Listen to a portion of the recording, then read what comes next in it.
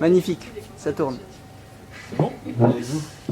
Bonsoir à tous et à toutes, merci d'être là ce soir, parce que c'est grâce à vous que Sigma fonctionne et continue de vivre. Du coup, moi je vais vous présenter rapidement Sigma. Du coup, c'est une association aujourd'hui qui avait été créée, en tout cas l'idée avait été créée par Léo et Rodrigo il y a quelques années, pour ramener en gros du contenu Chiro avec plein de conférences, plein de séminaires, avec plein de mentors, plein de gens qui les ont inspirés, qui les ont permis de les inspirer, de créer une pratique et une vision qui les a accompagnés pour devenir les chiropracteurs qui sont aujourd'hui et qui veulent être. Et du coup, on veut, nous, à travers Sigma, vous donner aussi cette opportunité-là de pouvoir entendre plein de mentors, plein de types de chiro différentes pour trouver la sensibilité qui vous touche et vous fait évoluer. Donc ce soir, on a la chance d'avoir Gilles avec nous. C'est une chance, mais... qui va nous parler du coup de la technique SOT. Absolument. Pendant 4 heures. Bonne conférence et merci. Merci. Merci à toi. Merci. Bien. Alors, merci de m'inviter, bien sûr, encore une fois. Alors, croyez pas que je suis blasé, ça me touche toujours énormément, malgré mes 17 ans d'enseignement à l'IFEC. Que j'ai vu ça l'autre jour, ça fait 17 ans, et si je rajoute les 3 ans où je n'avais pas de contrat, ça fait 20 ans. Je crois que je dois être le plus vieux de l'école, le prof. Mais à chaque fois, c'est toujours un petit challenge. Comme là, c'est vrai que j'ai toujours le trac énormément, même pour présenter des choses que je connais plutôt bien et que j'enseigne depuis très longtemps. Donc ce soir, je vais vous présenter la technique que j'utilise. Je vais vous présenter ça succinctement. Je voudrais savoir s'il y a des gens qui sont en clinique, là, ici. Non? Vous êtes ceux qui sont en deuxième, troisième année? Ouais, deuxième, troisième année. Ouais, vous êtes au milieu. Donc, vous êtes au milieu de votre ascension vers le sommet d'Akiro. Qu'est-ce qui se passe? Ça va sauter. Décompte avant.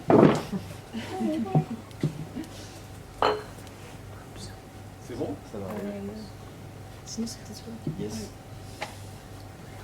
Donc c'est marrant, il y a expiration, donc rappelez-vous quand on arrive, parce que si j'oublie de vous le dire pendant la soirée, en SOT on inspire et on souffle, en fait c'est ce qu'on a demandé au Dalai Lama, on lui a dit c'est quoi pour vous la vie? Et il a dit la vie c'est j'inspire, je souffle, j'inspire, je souffle, j'inspire, je souffle, et il a dit ça pendant 30 fois ou 40 fois, donc c'était assez rigolo, parce que c'est effectivement que ça la vie, c'est j'inspire, je souffle. Donc on arrive sur Terre dans une inspiration et on part de la planète Terre dans une expiration. En tout cas, on part de l'espace si on part, mais en tout cas, on finit dans le sol ou dans l'air, pour ceux qui ont des envies un petit peu extravagantes. Donc j'ai mis là cette petite photo du crâne, on verra pourquoi après. Si vous avez des questions, vous pouvez m'interrompre. Moi, je suis pas, c'est pas un cours, hein, c'est une présentation de la technique. Je peux vous expliquer brièvement pourquoi j'ai utilisé cette technique-là. Alors il faut savoir que, et tout à l'heure j'aurai une petite photo, j'ai fait SOT à l'école de Chiro. On avait un module de 10 heures, comme souvent je crois on a en 5e année, c'est-à-dire qu'on a une petite approche de plusieurs techniques, ça pourrait être activator ou ça pourrait être autre chose. Et à l'IFEC on avait un type qui venait nous faire SOT. Ce type il s'appelle Pierre Terbeau, je vous en parlerai tout à l'heure, parce que vous verrez c'est encore une petite anecdote que je vais vous livrer, historique. Historique parce que c'est historique. Et donc, moi à l'époque, j'étais straight chiropractor, c'est-à-dire quand j'ai découvert la chiro à l'école, je me suis dit, mais ça, c'est vraiment un truc, j'étais un peu un ultra, quoi. J'avais le maillot du club, et je n'entendais que parler que de HIO, moi c'était avec ça qui m'intéressait, j'étais à fond dedans. Donc avec Benamou comme prof, c'est un gars qui donne encore des cours, si vous avez l'occasion de... C'est pas le meilleur toggleur que j'ai vu, mais par contre c'est un super prof. C'est un super prof. C'est monsieur propre. C'est le mec qui va t'apprendre à faire un toggle, mais dans les règles de l'art. Et bon, c'est assez intéressant de faire des cours avec lui. Donc moi j'avais ce prof-là, et puis on avait Gonstead, malheureusement avec un prof qui était lui une bille totale. Mais la technique me plaisait énormément parce qu'elle est très... alors Gonstead était très spiritualiste, mais en même temps sa technique était très mécaniste. Et moi ça me plaît beaucoup parce que c'est comme ça que je fonctionne. Je suis en même temps très évaporé, j'aime bien tout ce qui est très mystique, je suis capable de me barrer, de pratiquer ou de voir des techniques complètement barrées, mais en même temps j'aime bien aussi avoir les pieds sur terre de temps en temps, je trouve que les deux c'est assez agréable. Donc finalement, j'étais un pur produit de l'IFEC de cette époque, c'est-à-dire on était quand même tous plus ou moins straight chiropractors, il ne fallait pas trop nous embêter sur ce truc-là. Et donc voilà ce type qui arrive en 5e année qui nous explique qu'en mettant 2 cales en bois comme ça, là, voilà, il s'est pointé avec ça, et alors il nous explique que ça, il met ça sous le bassin des gens, tu t'allonges dessus, et tu as un lumbago, et tu n'as plus de lumbago après ça. Donc tu vois, le gars, il te présente le cours comme ça, pendant 1 heure ça va, tu commences un peu à voir les croquettes, tu dis, au bout de 2 heures, tu dis non mais il nous en fume ou quoi, qu'est-ce qui se passe? Je vais le frapper. Et je me permets, on est un petit groupe, là, je plaisante. Et donc du coup, ce cours ne me plaît pas du tout, et le personnage encore moins, c'est un petit mec avec des pattes d'Ef, un pantalon en tergal avec des pattes, enfin le mec vraiment habillé, on aurait dit un Beatles, mais un Beatles qui aurait pris un mur, tu vois. J'aimais pas le personnage, et vous allez voir qu'après, j'ai eu mon intuition quand même, qui a bien fonctionné. Et donc, j'ai fait ce cours-là. Ça ne m'a pas intéressé du tout. Et il y avait un autre cours qui m'avait bien plu, c'était Logan, la technique Logan. Donc si ça vous intéresse, regardez ça un petit peu. Et également Thompson. Moi, c'est vraiment la technique que j'aimerais pratiquer aujourd'hui. Donc c'est les drops. Vous savez, la technique Thompson. Clay Thompson, c'était le directeur de clinique de B.J. Palmer. Et B.J. Palmer lui vouait vraiment un respect total. Et Clay Thompson avait une infirmité qui fait qu'il ne pouvait plus ajuster correctement sur des tables basses et surtout il n'y avait pas de drop à l'époque. Donc il a inventé le drop.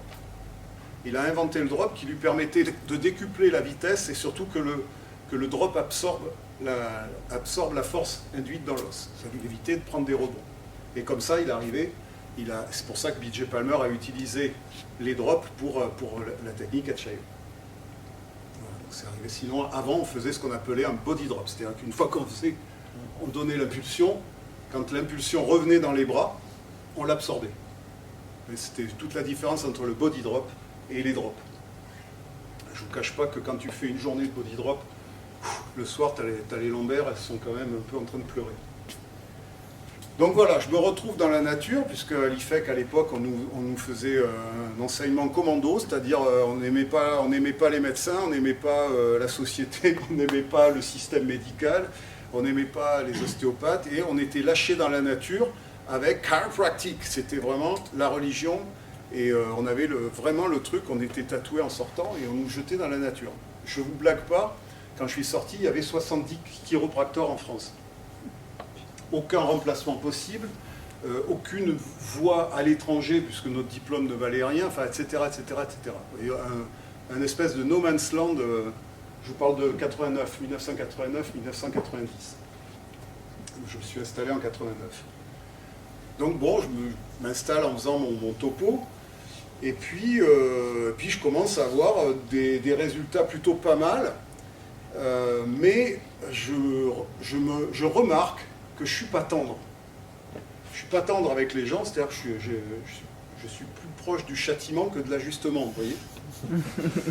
Mais ça, je ne me rends pas compte tout de suite, parce que j'avais vu les vieux chiros, et les vieux chiros, je peux vous garantir que c'était quelque chose d'extraordinaire. Ils avaient une façon de faire, les vieux chiros, qu'aujourd'hui on ne pourrait pas, bien sûr, faire. Je veux dire, les gens aujourd'hui, les patients ne toléreraient même pas ça une seconde. Vous voyez que déjà, quand il y a des mecs qui font de l'activator, ils se font prendre des procès parce que les patients ont peur, ils se demandent, ils se foutent des... Non mais je vous jure, ça m'est arrivé il y a 3 semaines. Un gars, ça a flippé totalement, il y a un gars qui fait activator dans ma région, et là le patient, il a complètement pété les plombs, il dit « Qu'est-ce que c'est ton gars ?» Il est parti, enfin ça c'est une catastrophe. Donc c'est pour vous dire que si tu prends un toggle recoil, comme il les faisait autrefois, c'est-à-dire tu as l'impression que ton atlas est parti se promener dans la nature. Voilà.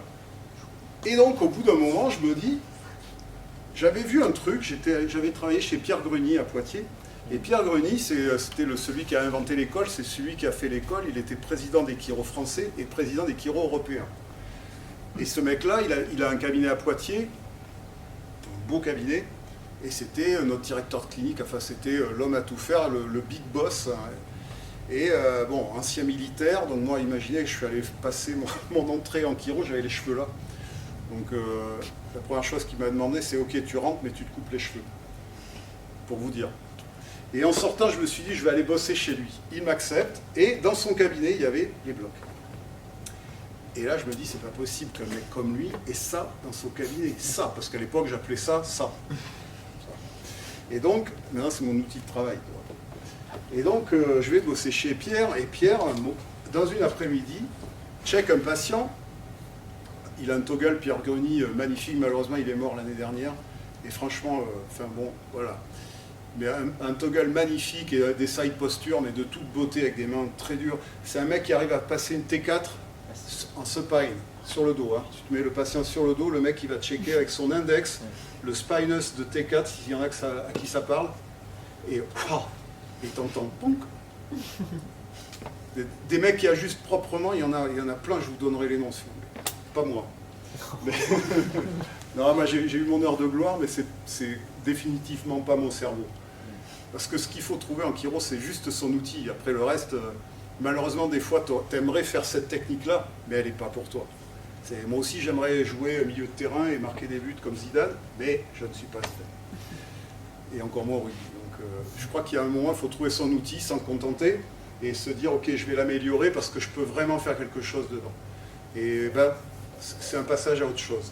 Alors je vous dis ça, c'est pas pour, c'est parce que ça a à voir avec la suite de l'histoire. Et donc je vois Pierre qui check la longueur de jambe, puisqu'en chiro on teste les longueurs de jambe. J'ai hésité à vous faire l'histoire de la longueur de jambe. Mais bon, il check le truc, et puis je vois qu'il prend les blocs qui étaient par terre, parce que Pierre Greny, il avait son égatoscope au sol, les trucs, rien n'était attaché, c'était un peu... Et pour vous dire, chez moi, mon égatoscope est toujours au sol, et les blocs, je les balance comme Pierre Greny faisait il y a 32 ans. Donc je copie. Et donc il prend les blocs, il met ça sous le bassin du patient, il recheck. Je lui dis, mais attends, mais c'est quoi ton... Enfin, je dis rien parce qu'à l'époque, il ne fallait rien dire. Le soir, on va fumer une clope, ce qui était très interdit pour lui, puisqu'il avait déjà des problèmes au poumon. Et donc il dit, on va fumer. Ok, on va fumer. Et je lui dis, mais cet après-midi, je t'ai vu, tu as mis des blocs. C'est le diable. Et il me dit, non, mais moi je fais ça parce que je les mets sous le bassin, comme ça, quand je ne sais pas la longueur de jambe, avec ça, ça me permet de savoir, d'être sûr que le bassin est comme ci et comme ça. Ok, je dis super. Je le revois faire ça pendant deux ou trois fois, comme ça. Et donc forcément, je m'achète une paire de blocs.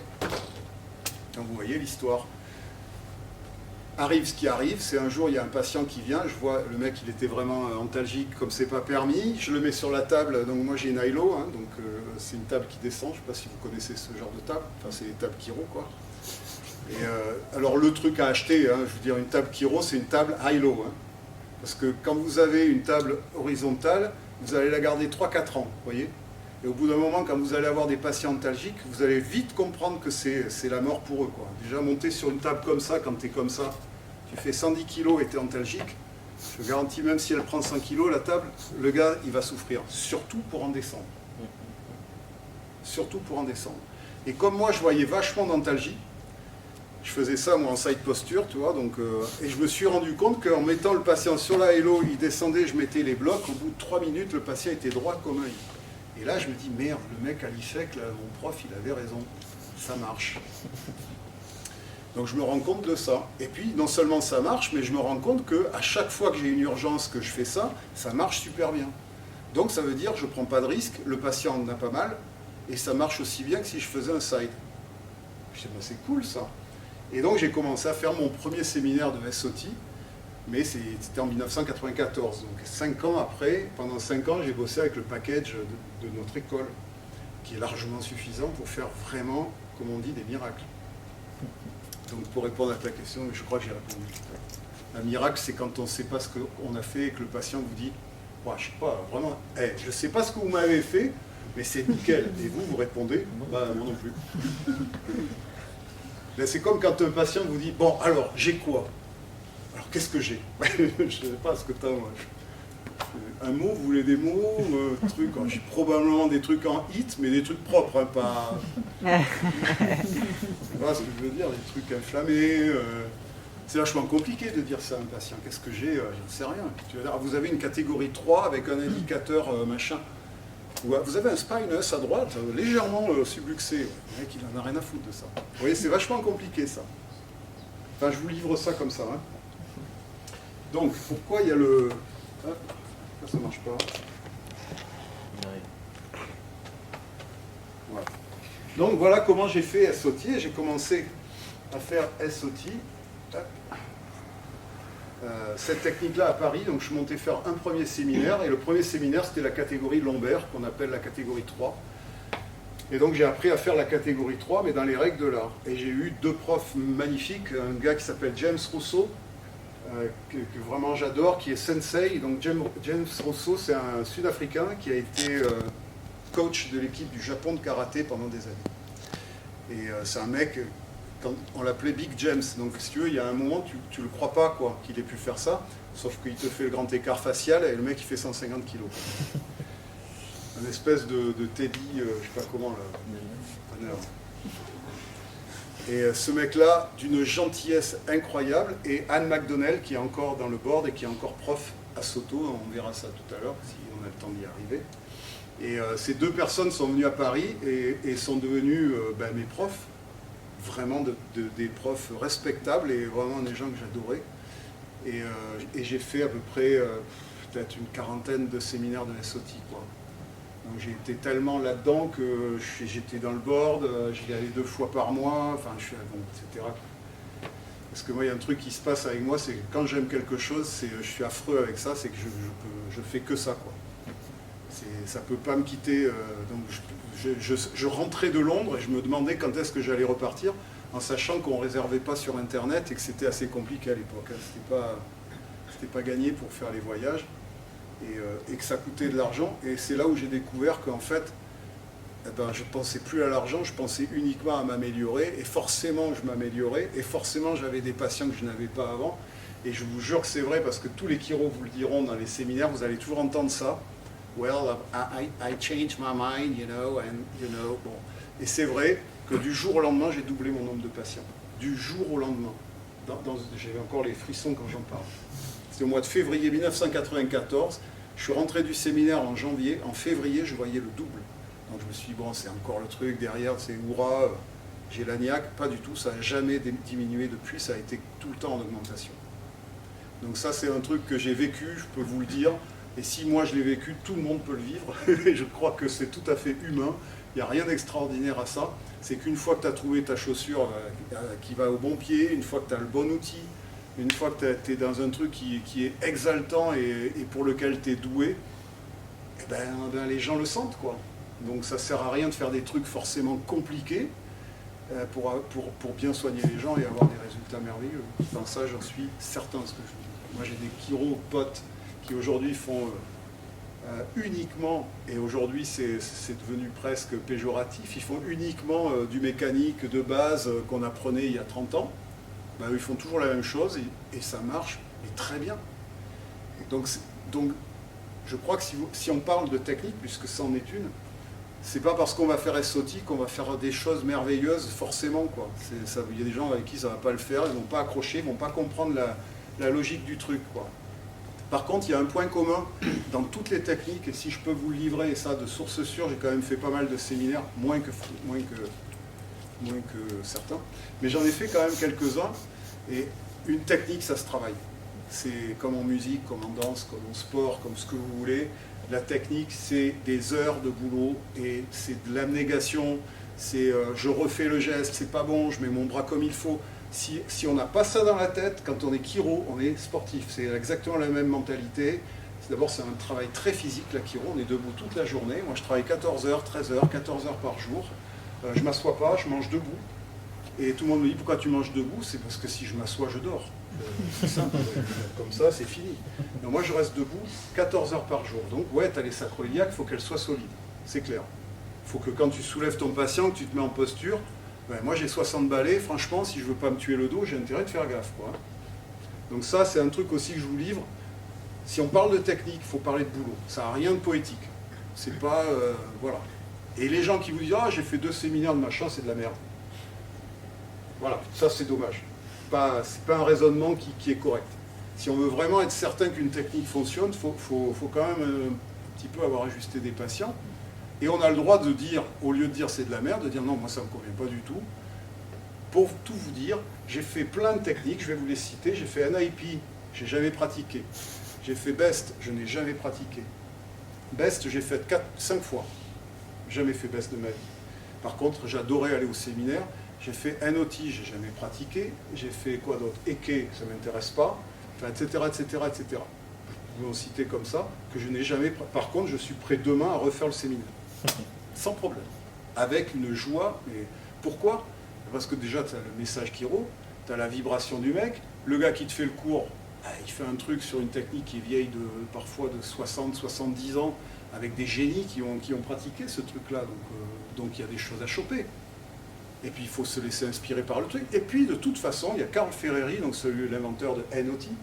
Carl Ferreri disait, moi je fais tous les séminaires qui traînent, parce que de toute façon, il y a toujours un truc que je vais entendre qui va me servir. Et parfois c'est à 11h30 le dimanche. Tu es là pendant tout le week-end, tu dis, ouais, je m'emmerde. Et le mec à 11h30 va te donner un truc, et tu te dis, waouh, et ça va te tenir pendant 10 ans. C'est une phrase que tu vas utiliser avec les gens, avec tes patients. Moi, ma communication, je l'ai faite avec Morter, Ted Morter, donc l'inventeur de BEST, qui pour moi est le... Alors moi, je ne l'ai pas bien connu, je veux dire, il y a des gens comme Mersman qui l'ont connu vraiment très très bien, et qui, bon, Mersman dit que c'est la seule fois où il a eu un ajustement, où il n'a plus eu mal au dos du tout pendant très très très très longtemps, en faisant 2 contacts. Moi, Morter, il m'a ajusté une fois, ouais, tu vois bien que l'index qui s'appuie sur ta C2, c'est pas le même que celui de ton pote, c'est pas le même index. Toi, lui, tu as l'impression qu'il te l'a mis dans la tête, qu'il est en train de te gratter les ventricules, tu vois.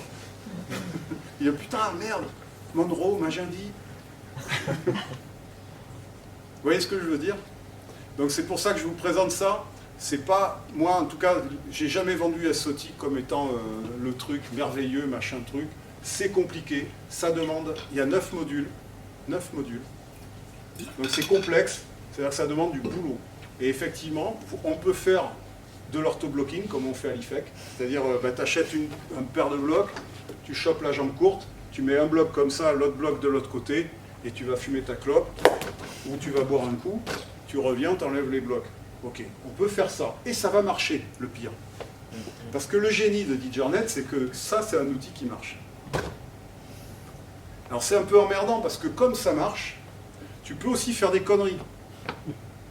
Et ça, c'est le truc qu'il faut comprendre. Moi, je n'avais pas compris ça au début. Tu sais, puisque tu fais toujours les choses, tu essaies de faire les choses bien. Mais quand tu essaies de faire l'inverse, donc c'est pour ça qu'en cours, souvent je dis, si jamais vous voulez voir ce que ça fait, vous bloquez à l'envers, donc vous augmentez la lésion et vous allez voir ce qui se passe. Parce que c'est ce qu'il a fait, dit Jarnett. Il y avait des patients qui prêtaient leur corps pour qu'ils testent des choses. C'est quand même assez extraordinaire. Oui, oui, il en a... c'est lui qui a inventé le concept de dos cardiaque. Pour ceux qui connaissent, ça s'appelle cardiac back en chiro. Il y a quelques techniques qui en parlent, en particulier TBM et NOT. Le dos cardiaque, c'est-à-dire qu'en fait, tout simplement, on a remarqué que beaucoup de gens avaient des lumbagos, on va dire, pour faire court, des lombalgies aiguës, pour se protéger d'une attaque cardiaque. Pour protéger le cœur, alors je pourrais facilement, on le fera demain nous, en cours de SOT, c'est très simple à montrer, et il y a une catégorie de patients comme ça, c'est-à-dire les patients qui viennent en été comme ça, et ils vous disent, ouais non mais ça fait, j'ai 20 tensions, ça fait déjà 1 mois, ouais je sais, j'aurais dû... Donc tension, machin, truc, bidule, et le patient il vient comme ça, toujours se méfier parce que derrière il peut y avoir un problème cardiaque. Donc moi ça m'a intéressé parce que justement c'est comme ça que je suis venu à SOT tranquillement, c'est-à-dire que j'avais cette vision-là. Je voyais bien, en observant mes patients, qu'il y avait énormément de problèmes viscéraux associés à des problèmes vertébraux. Je le voyais bien. Et puis je voyais bien qu'il y avait énormément de problèmes émotionnels, on va dire au sens large du terme, avec des problèmes viscéraux, avec des problèmes physiques. Donc on est plein dans la chiro, hein, là. C'est la triade de la santé, c'est exactement, on est à fond dedans. Et c'est parce que j'avais cette vision-là que SOT m'a parlé, puisque c'est ça qu'on fait en SOT. On va y venir. Donc je vous ai fait ce petit... Voilà, bon, parce qu'on va parler beaucoup de ça. Bon, je le ferai plus tard, ça. Voilà le monsieur qui a inventé SOT, la technique sacro-occipitale. Alors il s'appelle Major, c'est pas un terme militaire, c'est vraiment son prénom. Major Bertrand D. Jarnett, comme vous pouvez le voir, il a des consonances françaises parce que ses grands-parents étaient français. Donc j'ai mis Dio. Vous verrez jamais écrit D. Jarnett, virgule Dio, il le mettait jamais. Il a toujours été d'ici et il n'a jamais plus parlé d'ostéopathie, plus jamais, jamais. Donc il est né en 1899 et mort en 1992. Il est né le 23 décembre, ça on l'a déjà fait. Il est né, il a grandi à Havelock dans le Nebraska, c'est-à-dire à peu près ici. Il entreprend des études d'ingénieur, donc ça on l'a vu la semaine dernière avec le groupe de SOT. Donc il est ingénieur ce mec-là, il travaille dans les voitures, il est designer, c'est un mécano, c'est un vrai mécanicien. Et il part à Détroit dans le Michigan. Détroit c'est la ville où on fait des voitures, donc il part là-bas et pour continuer sa carrière. Sauf que l'usine explose, D. Jarnett est grièvement brûlé, il est très blessé, il va en souffrir pratiquement toute sa vie. Il a failli se suicider, etc., etc. Il poursuit, donc après l'explosion, il est invalide et il va découvrir l'ostéopathie. Et donc il part se faire soigner dans l'Illinois. Alors Elgin, c'est là. Elgin, pardon. Ici, vous avez Chicago qui est là. Alors pour la petite histoire, il y a un collège d'ostéopathie qui est ici. Et tout près, il y a Lombard, le district de Lombard, c'est là où il y a le National College of Chiropractic. Donc qui a été créé en 1906 par Howard. Donc je vous avais parlé en cours d'histoire de la chiro. Donc Howard qui est parti avec Schultz, etc. Ils se sont installés là. Donc vous voyez, c'est très très... mais quand je dis très près, c'est 20 bornes. Hein. Donc il y a toujours eu... et si vous regardez là, Chicago, si vous voyez ici, il y a un bled qui s'appelle Rock Island. Rock Island, il y a le Mississippi qui passe ici. Vous passez le pont et de l'autre côté, c'est Davenport. Davenport, Iowa. Donc vous voyez, on est là. Et le Nebraska, c'est l'État qui est après l'Iowa. Donc on est dans l'Amérique du Nord. Et là, c'est gavé d'ostéo et de chiro. C'était pour la petite histoire, mais nous, on a fait notre dissection ici, à Lombard, au National. Donc c'était rigolo de voir un petit peu l'histoire de tout ça, quoi. Donc ça ressemble à Elgin quand il est venu travailler, faire ses études, ça ressemblait un petit peu à ça. Vous voyez, c'est un peu le désert. Parce que là on parle du début du XXe siècle, hein, on est en 1900. Il rencontre un monsieur qui s'appelle Sutherland, ça vous dit quelque chose? Donc Sutherland, le père de l'ostéopathie crânienne, celui qui a inventé le concept de respiration primaire, le mouvement de respiration primaire, sur la théorie que les os du crâne bougent et que le sacrum bouge et que ça fait un système de pompe qui pompe le liquide céphalo-rachidien qui est produit au niveau du cerveau et qui va s'écouler jusqu'au sacrum pour remonter et être évacué au niveau des cellules arachnoïdes sous la suture sagittale dans le sinus veineux. Donc ce gars-là invente ça, mais là on est en 1920. Et donc c'est le copain de classe de D. Jarnett. Ils sont potes tous les deux. Alors ça a une importance, vous allez voir après. Donc il devient ostéo et il gradue en 1922. Donc il est bien ostéopathe. Il retourne dans le Nebraska, il va rencontrer sa femme, sauf qu'il lui manque une matière. Ça vous rappelle quelque chose? Oui, il manque une matière, il n'a pas le diplôme. Tant pis. Et le diplôme qui lui manque, c'est obstétrique gynéco. Donc il ne peut pas travailler comme ostéopathe, c'est pour ça qu'il jamais il travaillera comme ostéopathe, parce qu'il décide de retourner au collège pour passer sa licence, pour avoir vraiment sa licence pour exercer. Et là, il est en panne, il tombe en panne de bagnole à Nebraska City, qui est vraiment limitrophe avec l'Iowa. Il est planté là, il ne sait pas quoi faire. Donc voilà, le Nebraska. Et je crois qu'on a... j'ai mis ça hier soir. Bon, c'est pas... peu importe. Il est bloqué, il n'a plus de voiture, il ne sait pas quoi faire. Et là, il va louer un local, il va ouvrir une boutique pour gagner de l'argent. Il va voir un banquier qui a une sciatique, il lui dit, bon ben voilà, vous avez une sciatique, si moi j'arrive à vous soigner, vous me faites le loyer à l'œil et je vous paierai quand j'aurai de l'argent. Le mec, il dit ok, il soigne le gars en faisant de l'ostéopathie. et il va s'installer à Nebraska City, dans l'endroit où il va rester toute sa vie. C'est-à-dire qu'il va rester au même endroit et jamais il aura de cabinet ailleurs, avec l'adresse connue de tout le monde. Alors il a toujours des douleurs pourtant, il a toujours mal, il a sa boutique, il a toujours mal, et il va rencontrer Cobb. Pour ceux que ça intéresse, vous regarderez Didi Palmer, c'est un des disciples de Didi Palmer, c'est un mec très connu pour l'histoire de la chiro. Très connu parce que très célèbre, et qui a été enseignant à la Palmer, et puis bon, qui a une pratique énorme. Donc il le soigne, et donc il va rentrer au Nebraska College of Chiropractic. Vous voyez, il y a des collèges partout. Alors quand je vous dis des collèges partout, les études c'est 6 mois, d'accord? Pour être chiro ou ostéo, c'est 6 mois à peu près. En 1960, les études c'est 2 ans.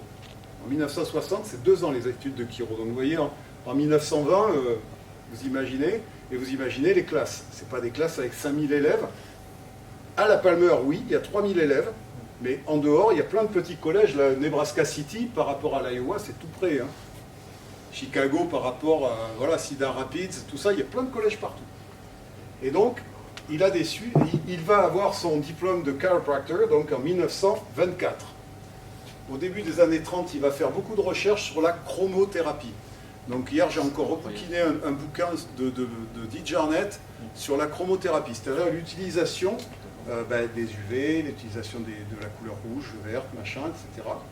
Et donc, lui, il est passionné par ça. Rappelez-vous, c'est un ingénieur. C'est un mec il passe son temps à chercher des choses latentes. Donc ça, et la polarité. Donc ça va être ces deux trucs qui sont très importants, mais c'est aussi la mode aux États-Unis à cette époque-là. Il y a énormément de gens qui travaillent sur la polarité. Je ne fais pas tout un truc là-dessus, mais la personne qui a amené la polarité à la chiro, c'est un chiro qui s'appelle Randolph Stone, qui est également un médecin ayurvédique et qui a fait ses tours. Il est autrichien au départ, hein, donc il est parti aux États-Unis et il a beaucoup travaillé sur la polarité des doigts, des côtés, enfin, etc. Et c'est de là que la technique BEST a pu naître, puisque en BEST, on utilise énormément tout ce qui est polarité, mais également Dee Jarnett. Dee Jarnett utilisait énormément de choses, des aimants, etc., etc. Et Mersman travaille énormément sur les aimants, et moi j'ai beaucoup bossé avec ça au début aussi, parce que j'étais vraiment passionné par la magnétothérapie. Moi je suis venu à la chiro par les magnétiseurs, hein, autant vous dire que ça me passionne. Et donc j'avais acheté plein de petits aimants, et j'avais fait des séminaires comme ça. Bon, et en mettant mes aimants, je voyais que ça faisait quand même quelque chose, malheureusement pas durable. Et Jean-Pierre Mersman utilise également des aimants sur des hernies discales, et c'est vrai que ça enlève pas mal du tableau clinique. Bon, je passe les détails, mais sachez que ça existe. Pour ceux que ça intéresse, c'est des choses à aller fouiller parce que c'est troublant. C'est assez troublant parce que vous pouvez. Alors bien, c'est pas bien dangereux, mais quand ça marche, tu te dis mais c'est incroyable. C'est effectivement incroyable. Alors j'en viens là, donc il est passionné bien sûr par la polarité et la couleur, et c'est lui qui va inventer la photocouleur. La photocouleur, il va inventer ça, parce qu'à l'époque ça n'existait pas. Il invente la photocouleur et il va vendre son procédé à Kodak, au PDG de Kodak. Donc évidemment il va lui vendre ça une blinde, et toute sa vie, Dee Jarnett n'aura plus besoin de travailler. Il va toucher des dividendes sans arrêt, ce qui lui permet de pouvoir soigner sans faire payer les gens. Et ça va être toute sa vie, pendant 70 ans. Par contre, on n'aura pas le droit, on n'a pas le choix de l'heure du rendez-vous ni du jour. S'il vous dit, je vous vois 4 fois dans la journée, il faut venir 4 fois. Sinon, tu n'es plus dans ces tablettes. Parce que c'est un ingénieur, un, et puis parce que deux, il va faire de la recherche très très vite. Vous imaginez, la chiro en 1922, vous vous rappelez les cours, vous voyez à peu près comment ça se passe. On a peu de techniques. Par exemple, les techniques du sacrum, sur le sacrum, on n'en a pas beaucoup. On ne fait pas de side posture trop. On a juste prone et on a juste P2A. C'est-à-dire qu'on a peu de techniques sur le côté. Ça n'existe pas encore. Et ceux qui vont développer ces techniques-là, c'est Dee Jarnett en numéro 1, ça va être Gonstead en numéro 2 et ça va être Logan en numéro 3. Toutes les techniques de sacrum vont naître dans les années 60. Et c'est pas par hasard que Goodhart va amener encore toutes ces notions de médecine chinoise et de points d'acupuncture et de méridiens et toute la théorie des méridiens. Il va amener ça à la chiro, et c'est ça qui va faire que la chiro est aujourd'hui up to date, quoi. On est vraiment on a des techniques qui sont très très très avant-gardistes parce qu'on a eu des gens absolument géniaux qui déjà dans les années 20-30 ont eu un génie, quoi, un éclair de génie. Alors après, on peut cracher dessus, on peut enlever les noms, on pourrait appeler ça orthoblocking si on veut, on s'en fout. Hein. Enfin, c'est bien de parler de Digernet parce que des mecs comme ça, il n'y en a pas eu 10 dans la profession. Donc il n'a plus besoin d'argent pour vivre. Alors qu'est-ce qu'il va faire avec son pognon? Il va se payer des plus grands professeurs de faculté de sciences qui vont venir dans son cabinet et ils vont faire des protocoles de recherche scientifique. Sur quoi? Ben, sur la technique SOT. Parce que dans la technique, il va y avoir plein de choses. Pas que du crânien et pas que de la mécanique. Il a la réputation donc de résoudre des problèmes difficiles, évidemment, puisqu'il a une technique qui va toucher à pas mal de choses, on va voir à quoi. Il met au point sa technique en 1924, ça veut dire qu'il est gradué en 1924, et il commence tout de suite à inventer une technique, quand même. Il va écrire donc plus de 130 bouquins. Moi, j'en ai pas 130, mais j'ai gardé des notes de l'IFEC, parce que quand j'allais en bibliothèque, à l'époque, on n'avait pas brûlé les livres. Et les livres qui étaient... Oui, c'est vrai. Les livres qu'ils ont cramés, c'est les livres de SOT. Et c'est en fait parce que Digernet, à chaque fois, chaque année, il mettait un bouquin, il sortait un livre en disant, voilà les gars, moi je viens de trouver ça, je vous livre le protocole dans ces notes. Donc, ça s'appelait les notes de convention. Donc moi j'ai celle de 49, j'ai celle de 51, j'ai celle de 1960 que j'ai lu hier soir. Et c'est génial parce qu'il arrive, il dit, wow, fellows, voilà, j'ai trouvé ça, j'ai trouvé qu'en appuyant là et là et là et là, l'année dernière on faisait comme ça, j'ai trouvé que c'était mieux comme ça. Qu'en pensez-vous? Et les gars repartaient chez eux dans leur cabinet et pendant une année, ils recheckaient le bazar. Et ils se retrouvaient pour partager les réponses. C'est comme ça que la chiro a avancé dans toutes les techniques d'ailleurs. Avec des gens comme Ries, parce que Ries a été aussi quelqu'un de très important, c'est lui qui a inventé la TS-Line, pour ceux qui connaissent ça, qui a travaillé beaucoup avec Goodhart et surtout beaucoup avec Digernet. Ries, il a inventé une technique qui s'appelle STO, donc SOT, STO, Soft Tissue Orthopedics. En fait, c'est une technique complètement barrée, et il a appelé comme ça parce qu'à l'époque, pour avoir droit de citer, il fallait avoir un diplôme béton, et il a passé le diplôme d'APCO, c'est-à-dire le diplôme d'orthopédie, qui était le plus dur à avoir aux États-Unis. Le diplôme d'ortho aux États-Unis, c'est... Donc il avait ça, il avait appelé sa technique STO. Alors il va fonder, Digernet, ce qu'on appelle SORCI, le Sacro-Occipital Research Society International, en 1957. Donc SORCI, vous avez un site, hein, vous allez sur le site de SORCI, vous allez avoir plein de choses, de bouquins, de ci, de là, enfin de l'histoire. Et donc ça c'est la maison mère. Et donc partout dans les pays, il y a ce qu'on appelle SOTO, c'est-à-dire SOT Organization, Sacro-Occipital Technique Organization. Donc dans chaque pays, vous avez SOTO Europe, SOTO Asie, SOTO Afrique du Sud, SOTO Japon, etc., etc. Donc moi je voulais faire SOTO France, mais bon, ça a raté quoi. Parce que les Anglais, parce que SOTO Europe en fait c'est vraiment SOTO England. Déjà les Écossais, ils ont du mal à les accepter. Et ils font des séminaires en Angleterre, tu vois, c'est dans le trou du cul du monde. Donc déjà, quand tu arrives en avion, il faut prendre un bus, puis après une voiture, puis après tu arrives à cheval. Tu dis, well, it's a long trip.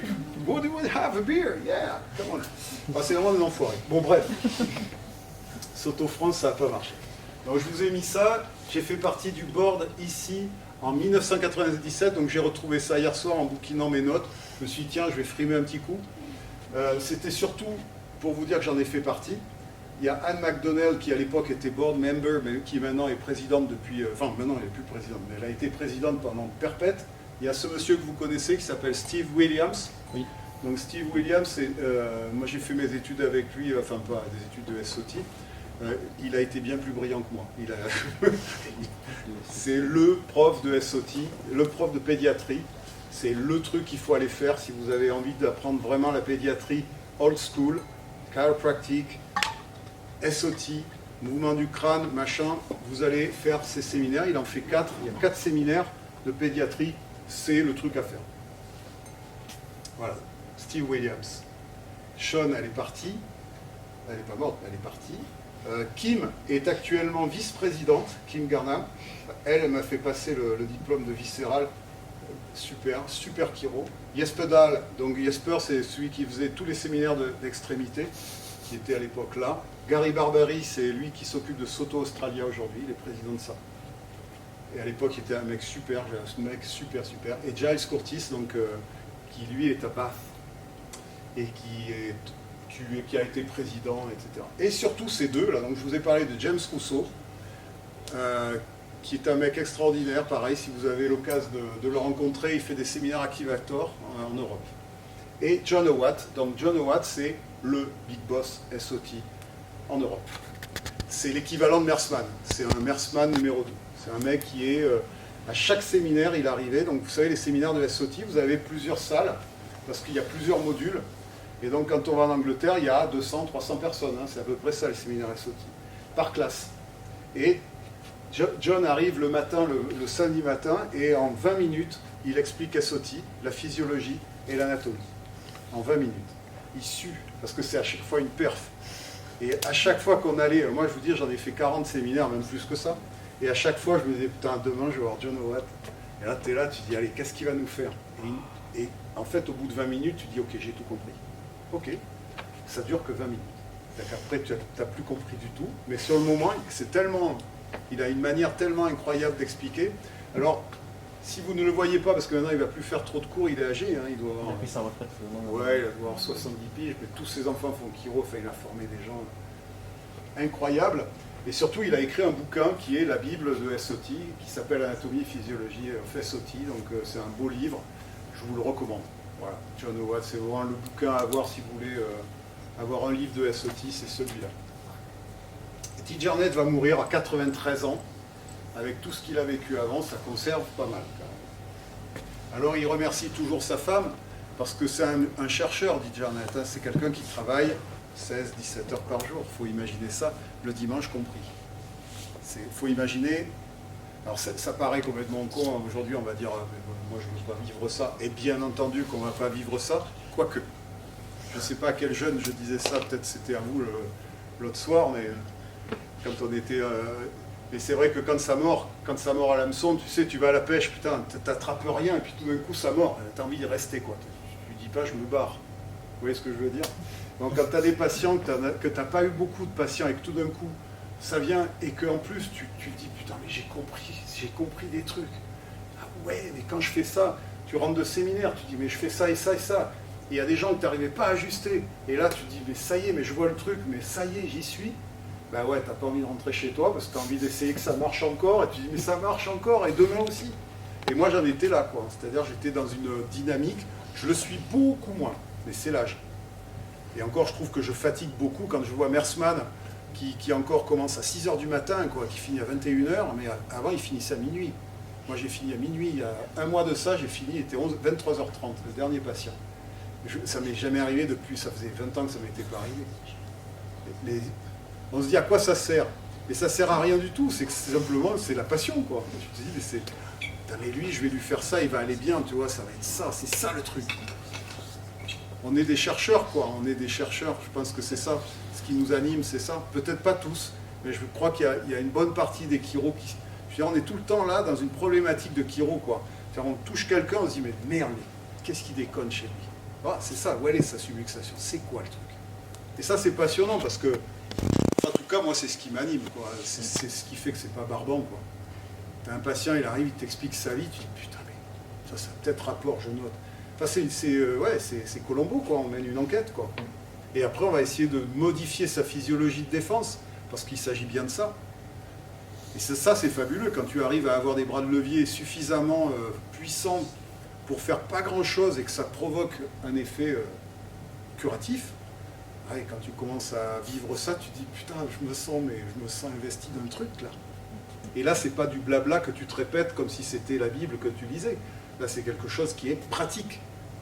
Et c'est pour ça que c'est important d'avoir une pratique. Les gens qui n'ont pas de pratique, je vois pas ce qu'ils ont à raconter.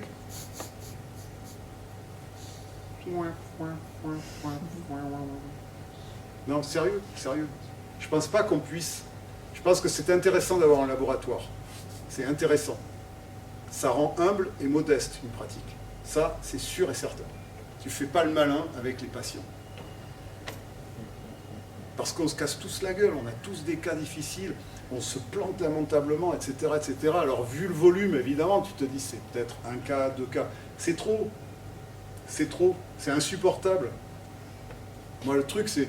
Alors, bonjour madame, ça va mieux? D'habitude, tu sais qu'elle va dire oui. Et là, ouais, non, pas terrible ce que vous m'avez fait. Hein. Moi, ça me trouve, quoi.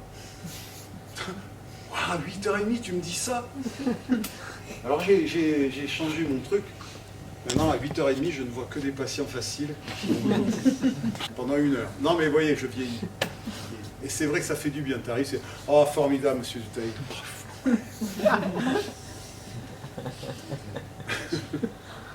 Mais c'est vrai, je vous mens pas. Il y a un truc que je ne fais jamais, c'est de ne pas être honnête avec moi-même. Je vais vous dire, je suis toujours honnête avec moi-même. Ça, c'est clair. Quand j'ai pas fait assez, je le marque sur la feuille. Ah, t'as fait le con, là, c'est pas bon. C'est un ajustement. Et ça arrive. T'as 2 heures de retard, t'as un cas compliqué qui arrive, tu dis, je vais faire... Non, tu fais rien du tout, mon pote. Là, t'es en train de boire la tasse. Donc, soit tu te remontes les manches et puis tu dis, ok, tant pis, c'est 2 heures, je vais les traîner jusqu'à 22 heures. Et tu vas essayer de ah ouais, là j'ai gagné 10 minutes, là c'est cool. Ouais, tu gagnes rien du tout. C'est mort et mort. Et surtout quand tu commences à faire du crânien ou des choses comme ça. Alors, l'introduction des blocs, tout ça pour vous dire que les blocs, dont on fait tout grand usage à l'école, dans l'ortho-blocking, ça a été donc dans la technique en 1964. Donc autant vous dire qu'il a travaillé pendant 40 ans sans les blocs. Juste pour vous dire. Donc on peut faire SOT sans les blocs, parce que SOT, ce n'est pas une technique finalement, c'est une façon de voir les choses et une méthode. Donc il a regardé un ostéo qui faisait le bazar. Est-ce que je suis dans le timing ou c'est trop tard? Non, c'est bon, bon. Juste pour vous parler comment ça marche SOT, c'est tout simple. On regarde les gens de la tête aux pieds. Moi, ce qui me gonflait, c'était qu'il y avait un moment, je me disais, j'ai fait 5 ans d'études, je sais ajuster un atlas, vaguement un occiput, parce que l'occiput, il est soudé avec les temporaux, là, tu vois, il y a un moment, tu dis, j'ajuste un occiput. Mais non, j'ajuste la tête par rapport à l'atlas. Non? Quand vous prenez un occiput, on est bien d'accord, si c'est un side slip ou une compression, quand vous ajustez l'ensemble de la boîte crânienne par rapport au condyle de l'atlas. Encore faut-il avoir conscience de ce qui se passe à l'axis et au niveau de ces 3 également. Et ça, c'est important aussi. Et donc, moi, les premiers séminaires de SOT, on me disait, ah ben ouais, le crâne, tout de suite. Crâne, sacrum, pied, posture. Ah, je dis, là, c'est cool. Voilà quelque chose. Ah, puis alors après, on me disait, ouais, il va y avoir donc du viscéral. Super, crânien, machin, truc. Et là, tout d'un coup, tu commences à comprendre que T-Jarnet a pensé à tout.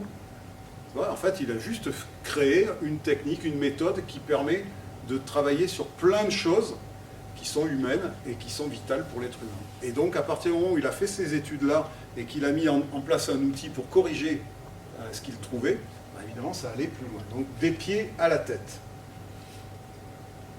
Alors, ça c'est intéressant aussi, bon, c'est de la philo classique, mais c'est vrai qu'on ne peut pas regarder le poignet si on ne regarde pas le coude et les doigts et les métas et tout ça, enfin l'épaule, etc. Vous voyez ce que je veux dire? Moi j'explique ça, ma com, elle n'est faite que de chiro. Je ne fais jamais de séminaire de com, de rien du tout, parce que tout est là, quoi. Pourquoi vous me regardez l'épaule? Ben parce que vous avez un problème de poignet. Oh ben, j'ai mal là, moi. Et donc tu dis, ben oui, mais vous voyez bien quand vous faites un mouvement, vous comprenez bien que c'est un ensemble. Et comment croyez-vous que votre bras fonctionne? Ben parce que vous avez des nerfs ici qui permettent que ça marche. Donc vous comprenez pourquoi je vous touche là aussi. Et puis, si c'est bloqué là, vous pouvez avoir mal là. Et puis, si vous avez le pied qui ne va pas bien, ça peut faire mal là aussi. C'est ça la chiro. La chiro, c'est justement l'art d'expliquer aux gens qui sont une partie d'un tout. Et qu'en tout cas, ce que vous êtes en train d'ajuster et le symptôme qu'ils ont font partie d'autre chose. Donc, on ne peut pas isoler un poignet. Jean-Paul Pianta, puisque j'ai décidé donc depuis l'année dernière de le citer à chaque séminaire, ce que je faisais déjà, mais là je vais le citer plusieurs fois. Jean-Paul il disait, tu vas voir, ces cons, un jour ils vont inventer le spécialiste du poignet droit. Il ne dit pas ce con, jamais il disait ça, sauf en privé. Et encore il disait ce, et il le sait pas. Il disait, il va y avoir des spécialistes du poignet droit, et tu vas voir qu'il y aura les spécialistes du poignet gauche, et ils vont s'engueuler entre eux. J'aimais bien ça. Donc on ne peut pas isoler une partie du corps sans regarder les correspondances avec le tout. Et aucun organe, aucune articulation ne peut vivre toute seule. Vous ne pouvez pas isoler un coude et pas fonctionner tout seul. Le cerveau ne fonctionne pas s'il n'y a pas les intestins ne fonctionnent pas s'il n'y a pas le foie, les côtes, etc. Donc nous, on est voués à regarder ça dans un ensemble. Ça m'a choqué quand je suis arrivé en chiro, le mot holistique venait de sortir. Moi, j'ai vécu le New Age. Vous savez, le New Age, c'est la fin des années 80, où on a tout de suite, on mettait de la spiritualité, mais pas religieuse, de la spiritualité. C'était l'éclatement de tout ça. Et donc, le mot holistique, c'était un truc, médecine holistique. Alors ça, c'était, tu le voyais partout. Aujourd'hui, c'est énergéticien. C'est l'équivalent. Je suis énergéticien. C'est-à-dire que nous, on ne fait pas de l'énergétique, tu vois. Nous, on fait pas... C'est pas de l'énergie qu'on fait. Bon, bref. Et donc, non mais c'est vrai, c'est vrai. Donc le holistique, moi ça me choquait parce que je me disais, mais à quel moment on regarde le corps dans son ensemble en chiro? En fait, si vous regardez, on n'étudie pas la posture, ou très peu. On fait plus de posture, on n'étudie pas la marche, on n'étudie pas en mouvement, on fait de la motion palpation. Et encore, on fait de la palpation statique, allez, 90% du temps. Et puis surtout, quand est-ce qu'on prend en charge l'émotionnel? Quels sont les rapports psychosomatiques? Je ne sais pas, est-ce qu'on a des cours là-dessus? Est-ce qu'on n'est pas de béton là-dessus, alors que c'est notre quotidien? Et puis, quels sont les réflexes viscérosomatiques, somato-viscéraux? Comment on peut jouer avec ça? C'est quoi le système sympathique, végétatif? Comment on peut activer ça, puisque c'est notre quotidien? Quand vous ajustez une quatrième dorsale, ben, bien entendu, vous stimulez le système sympathique. Enfin, évidemment, si vous regardez l'anatomie, vous comprenez bien que les ganglions, ils vont être un peu... Donc, si tu as une vésicule qui est remplie, si tu as un foie qui ne va pas ou des reins qui ne vont pas, ça fait la chanson, ça fait une chanson. Et si vous avez un organe qui ne va pas, vous avez forcément une afférence et une efférence. On apprend ça en neurophysiologie, hein, vous faites ça en cours. Sauf que ce n'est pas prouvé encore pour la chiro. Donc comme ce n'est pas prouvé, on va la laisser de côté. C'est-à-dire ce que vous faites tous les jours dans votre cabinet, on va le laisser de côté. Génial. Le mec qui a inventé ça, c'est pas la moitié d'un con, je te jure. Non, c'est pas la moitié, vraiment aux 3/4. Hein. Et c'est un chiro, forcément. C'est exactement la même chose. Moi, on m'a reproché, je sais pas, on a parlé l'autre jour de ça, que j'étais politique dans ma façon de parler. Et je vois pas comment on peut faire autrement, franchement, comment on ne peut pas s'intéresser à la politique. Regardez comment est gérée la société dans le monde. La société est gérée à l'image de la médecine, on s'occupe des symptômes, jamais on va s'attaquer aux causes. Pourquoi? Parce que c'est compliqué. Palmer disait ça, c'est toujours plus compliqué de s'intéresser aux causes qu'aux effets, évidemment. Évidemment. C'est toujours plus facile de mettre une bassine quand il y a une fuite à ta toiture. Et là, tu ne vas pas te faire chier à monter sur le toit non plus. Surtout si tu payes un con qui va mettre une bassine dessous. Excusez-moi, je suis vulgaire. Non, vulgaire, non, grossier. Mais tu vois, je veux dire, tu peux pas... C'est toujours la même chose. Tu peux pas... Moi, j'essaie de dire ça aux gens. L'environnement, c'est important. Comment voulez-vous avoir une santé si votre environnement n'est pas favorable? Vous rentrez chez vous, vous n'êtes pas heureux, votre maison ne vous plaît pas, votre môme ça ne va pas, vous n'êtes pas très bien, vous venez d'être vacciné, vous allez choper le Covid, enfin bon, je dis comment est-ce possible tout ça? Non, c'est vrai, ça fatigue le cerveau. Tu ne le passeras pas aux anti-vax, aux pro-vax? Si? Non, ça se dit pas. Pas qu'on peut le montrer. Non, je me fous complètement. Non, mais vous avez remarqué qu'aujourd'hui, pour être peinard, c'est tu commences ta phrase pour dire, tu dis, non mais moi je ne suis pas contre le vaccin. Donc une fois que tu as dit ça, tu peux dire, ouais, vous êtes tous des cons. Alors je vais dire ça. Non, je ne suis pas contre le vaccin, parce que déjà pour être chiro, il faut être vacciné, et ça je trouve ça vraiment important. Quoi. Non, c'est vrai. Ouais, non, c'est important. Surtout les étudiants, je trouve que si on pouvait les emmerder un peu plus, ça serait bien. Et non, c'est bien. Enfin, moi je ne suis pas contre. Hein. Je ne suis pas pour non plus, remarquez. En même temps. Il y a un bouquin très très bien de Bronner. Ouais, c'est de Bronner. C'est un sociologue. Franchement, c'est un mec que j'adore. Il a écrit plein de livres sur le principe de précaution aussi. Donc ça, je ne sais pas si ça vous parle, le principe de précaution. Le principe de précaution, c'est si le préfet n'annonce pas quand il va y avoir un coup de vent sur l'Atlantique, il faut absolument qu'on déclenche le truc orange, tu sais. Ça vous rigolez, mais si jamais il y avait une tempête qui faisait des misères et qu'on n'a pas fait le principe de précaution, le préfet est viré. C'est pour ça que quand on vous dit « Ah, ben on a mis vigilance orange, etc. », c'est le principe de précaution. Sauf que le principe de précaution, c'était surtout pour les maladies. Donc là, en ce moment, on a le Conseil de sécurité, l'état d'urgence, pardon, et le principe de précaution. Et Bronner a écrit un bouquin sur le principe de précaution et également sur la vie de Pasteur.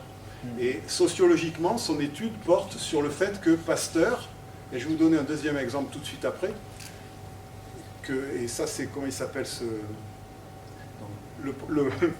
la sociologie du microbe en fait. C'est-à-dire que Pasteur, avec ce qu'il a démontré, a modifié l'ensemble de la planète. Donc ça c'est intéressant de voir qu'un concept, un gars qui invente un concept, qui n'est pas forcément le bon, mais en tout cas c'est celui qui a été reconnu, ça a modifié la vision du monde, c'est-à-dire le système immunitaire est moins fort que le vaccin. C'est étonnant, mais c'est comme ça. Et la deuxième chose, c'est rigolo, c'est Onfray. Voilà, j'ai retrouvé Crépuscule d'une idole, vous avez lu ce livre, qui est un pavé qui est sur l'histoire de Freud en fait. Et ça c'est très rigolo parce que imaginez une seconde qu'aujourd'hui on dise ok, la théorie de Freud c'est de la merde, on l'enlève. Qu'est-ce qui va se passer? Vous imaginez le nombre de gens au chômage, et puis vous imaginez sur quoi ça repose la psychologie, les études psychologiques. C'est sur la théorie de Freud uniquement, à 100%, quoi. Presque. Donc ça serait dommage que ça s'effondre. Je vous laisse réfléchir à ça.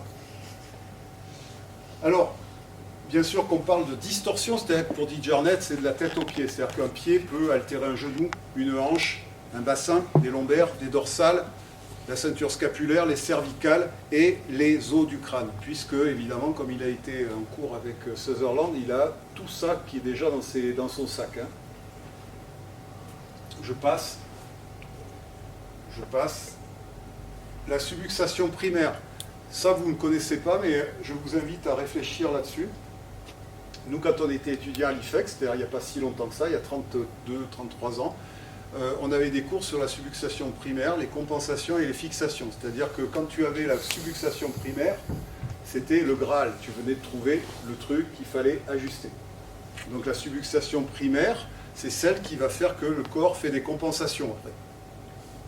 D'accord? C'est-à-dire que vous avez un problème à la naissance, vous avez le cordon, ou alors on vous tire, vous êtes né comme ça, puis votre mère se rappelle très bien que pendant 6 mois, 1 an, vous dormiez avec la tête un peu comme ça, et qu'un an, elle n'a pas pu vous allaiter, puisque vous ne pouviez pas prendre le sein, mais qu'après, c'est passé. À part que vous étiez très casse-couille à l'adolescence, elle ne se rappelle plus de rien. Vous envoyez des patients comme ça, à l'appel. Moi, j'en vois tous les jours. Tous les jours. Pourquoi? Parce que c'est entre 0 et 7 ans que ça se passe, le bazar. Si vous n'avez pas corrigé ces subluxations-là, à cet âge-là, tout ce qui va se passer derrière, c'est de la défense. Donc ça, c'est très très important. Donc qu'est-ce qui est important là-dedans, dans ce que je viens de dire? Ce qui est très important, c'est que la pédiatrie fait partie de l'étude de SOT. C'est-à-dire quand vous faites des séminaires de SOT, il y a un module pédiatrie. C'est-à-dire ça fait vraiment partie des choses. Pourquoi? Pour aller appréhender les subluxations primaires. Parce que dans la théorie de Digernet, c'est entre 0 et 7 ans. Bien entendu qu'il ne faut pas en tirer non plus, voilà, c'est pas une religion, mais vous allez vous rendre compte que vous allez ajuster tout un tas de patients qui viennent chez vous à 25 ans, 30 ans, avec des maux de tête, avec des problèmes aux mâchoires, avec les yeux comme ça, avec les épaules comme ça. Vous voyez bien de qui je parle, parce qu'on est tous plus ou moins comme ça en chiro. C'est d'ailleurs pour ça qu'on fait chiro souvent. Ou de la famille, hein, on a des proches comme ça qui sont un peu bigornés, qui sont un peu bons. Ben, si on corrige ça à l'âge de 30 ans, c'est pas la même. Hein. Jusqu'à l'âge de 7 ans, c'est pas ossifié, vous pouvez ajuster. Vous avez tous senti des atlas. Moi, il y a des patients, ils s'assoient 30 ans. Tu tournes la tête, tu te dis, mon Dieu! C'est pas Dieu possible! Mais vous avez des condyles, mais c'est une vraie merde. Oui, ça m'arrive de dire ça, c'est vrai. Alors, je suis tordu. Arrêtez, j'ai envie de vomir. Non, allez. Donc, la pédiatrie. Je passe, mais gardez ça en tête. Ça ne veut pas dire qu'il faut soigner tous les gamins de la planète, ça veut dire qu'il faut checker tous les gamins de la planète, au moins les palper et savoir ce qu'il y a à faire. Moi, je peux vous dire, j'ai fait de la pédiatrie lourde pendant des années. C'est-à-dire, je voyais 230 nouveau-nés par an, à peu près. Ouais, ça fait du taf. Je travaillais avec la mater, on travaillait en groupe, etc. Ça veut dire que j'ai des journées à 12 bébés, quoi. Ça fait du monde, surtout tu as les oreilles le soir, c'est bon, on perd la chaise, elles rentrent à l'intérieur. Et en fait, on se rend compte quoi? Que la plupart des cas qu'on nous envoyait au cabinet ou qu'on m'envoyait, c'était des cas lourds. Mais c'est vrai que maintenant que je travaille plus avec la mater, j'ai des patients lambda. Et il y a des bébés qui vont, ma foi, pas si mal que ça. Donc c'est pas non plus... En fait, il faut se méfier de ça. Nous, on voit les rebuts de la méthostéo par-ci, par-là, et ils finissent chez vous. Donc fatalement, ce sont des cas compliqués. Vous pensez bien que si c'est simple, le mec, il se fait faire un rôle par le kiné, même en jouant au rugby, tu vois, dans les salles, au judo. Enfin, non, mais vous voyez ce que je veux dire, quand ce sont des cas simples, ouais, j'ai un peu mal, crac, c'est bon, ça va mieux. Bon, moi, franchement, ça fait longtemps que je n'ai pas vu des patients comme ça. Donc on voit que des cas très très lourds. Donc c'est pour ça que c'est dur aussi des fois, parce que les miracles, il faut les gagner au marteau et au burin quand même. C'est pas, faut avoir la gagne hein, pour se battre, quoi, parce que faut se battre également contre, je passe les détails, mais contre la médecine, pour avoir des examens complémentaires, c'est vachement dur. Aujourd'hui en chiro, c'est super difficile. Moi, s'il y a un truc que j'aurais aimé, plus que la reconnaissance de mon diplôme par une bande d'abrutis dégénérés, j'aurais préféré largement qu'on m'octroie le droit de prescrire des radios et des examens complémentaires. Enfin, franchement, oui. Or, c'est pas ça qu'on a, quoi. Nous, on a que les emmerdes, quoi. Il faut être vacciné, et il faut se mettre comme ça devant les médecins encore une fois. Et dans 3 ans, il y a des mecs qui vont venir faire de la chiro en 5e année, ils vont arriver, ils vont faire 2-3 modules, et ils vont t'expliquer la vie. À un moment donné, on va sortir les fourches. Moi, je dis ça, c'est tout. Et croyez bien que si j'ai encore mes 2 jambes, je viens avec vous. Alors, on met une branlée, là. Tu vas voir, la jacquerie, elle va s'organiser. Nous aussi, on va faire un convoi liberté, tu vas voir. On va y monter à l'ARS. Non, je plaisante. En même temps, c'est pas loin de ce que je pense. C'est incroyable. La logique, elle n'est pas respectée, c'est ça le truc, quoi. Quand tu vois, avec les bébés, ça va. Moi, j'ai travaillé en équipe, c'était nickel. J'ai jamais eu de problème avec qui que ce soit. Des kinés, des machins. Qui est-ce qui fout le bordel? Les 4-5 personnes dans le département, quoi. C'est tout. Les gens, ils vont bien. Et moi, c'est ce que j'ai dit à un politique que j'ai soigné il n'y a pas longtemps, un député. Je lui ai dit, mais il faut un truc, dites à vos copains que, franchement, vous avez besoin de nous. Mais alors nous, on n'a pas du tout besoin de vous, quoi. Je veux dire, moi le matin, je pense pas à vous. Hein. Par contre, vous pensez qu'à moi, quoi. Surtout mon pognon, mais c'est vrai, c'est vrai. Enfin, je grossis le trait, ça fait un peu caricature. Mais c'est pas loin de ma pensée, quand même. Donc la défense. Alors la défense, c'est le système des catégories. Il a inventé 3 choses. Il a inventé une chose, dit Jarnett, il a expliqué que le corps humain se modifier en fonction du système de défense en se mettant dans 3 catégories. La première catégorie, c'est le torque dural. Vous avez dû en entendre parler, la torsion de la dure mère, la torsion méningée. Donc ça, c'est la première défense qu'on va avoir. C'est-à-dire qu'on se met en flexion et en torsion pour se défendre. Ok, grosso modo. La catégorie 2 concerne, donc la catégorie 1, si vous avez compris, ça concerne les méninges, le liquide céphalo-rachidien, la respiration, etc. La catégorie 2, c'est une évolution de défense, c'est-à-dire que le système essaie de se défendre encore un peu plus, et là on va avoir une altération de la sacro-iliaque, qui va carrément se lâcher. C'est-à-dire c'est une entorse. Et qu'est-ce que ça provoque? Ça provoque une ouverture du système proprioceptif qui va essayer sans arrêt de gérer le port du poids du corps, puisque une des fonctions de la sacro-iliaque, c'est le port du poids du corps. Donc vous êtes debout, avec une instabilité dans le bas, le système proprioceptif se met en défense. À chaque fois que je vous dis un truc comme ça, bien sûr, il faut penser viscéral et émotionnel. À chaque fois. C'est-à-dire qu'un stress, c'est une défense face à un stress. Mais je vous l'ai expliqué en première année, les stress, la notion de stress de Hans Selye, c'est de dire, c'est tout ce qui nous arrive en dehors de nous, et même à l'intérieur, mais en tout cas en dehors. L'être humain est réflexe. On ne pourrait pas vivre sans stress. On est obligé de respirer, de manger, tout ça ce sont des stress. Et si on n'avait pas ça, on ne ferait pas de chimie, on ne fabriquerait pas de chimie. Donc la réponse à un stress, elle peut être normale. Il fait froid, mon thalamus fait en sorte que quelqu'un m'emmerde, je m'en vais vite. Ou alors je prends une fourche et je lui explique que... Ok ? Donc 3 catégories. La catégorie 2, donc c'est la sacro-iliaque. À chaque fois qu'on a une instabilité en bas, on va avoir une fixation en haut. Donc dans la catégorie 2 se trouvent de nombreux problèmes d'ATM puisque tout ce qui se passe en SOT concerne le bas et le haut systématiquement. Quand vous avez un problème en bas, on regarde en haut. Si vous avez un problème de sacrum, on regardera ce que ça fait en haut. Si vous avez un problème crânien, on regardera ce que ça fait en bas. En fait, on normalise le haut et le bas sans arrêt. Et c'est ce qu'a fait Guy Jarnett, c'est qu'il a pris cette théorie aux ostéos, purement. Qui est en fait, les ostéos, ils disent quoi? Quand le LCR est stagnant à un endroit, c'est à cet endroit-là qu'il y a un problème. Et ce problème-là peut causer une maladie. Ça, c'est ce que disait Steele. Et qu'est-ce qu'ils disent les chiro? Quand le nerf est pincé, est irrité à tel endroit, alors ça crée une subluxation vertébrale et c'est à cause de ça qu'on va avoir des maladies. Qu'est-ce qu'il a fait, Guy Jarnett? Il a pris les ostéos et les chiro. Il est intelligent, il a pris les deux. Il a dit, ok, qu'est-ce qu'on peut faire avec ça? Il a dit, à partir du moment où vous avez une subluxation vertébrale, vous avez une irritation du nerf, vous avez une mise en tension des méninges et vous avez une stagnation du LCR. Point barre. C'est-à-dire qu'en fait, il est allé de dehors jusqu'à dedans, jusqu'au bout. Point. Donc ça c'est intéressant, parce que quand on se casse les nénettes à penser quelles sont les relations entre les chiro, les ostéos, etc., il faut savoir qu'il y en a un qui a fait la jonction des deux. Alors c'est rigolo, puisque maintenant on enseigne SOT beaucoup en SOT en ostéopathie, et les ostéopathes justifient le fait que Guy Jarnett était ostéo. Tu vois, c'est assez rigolo. J'ai rien à dire de plus là-dessus.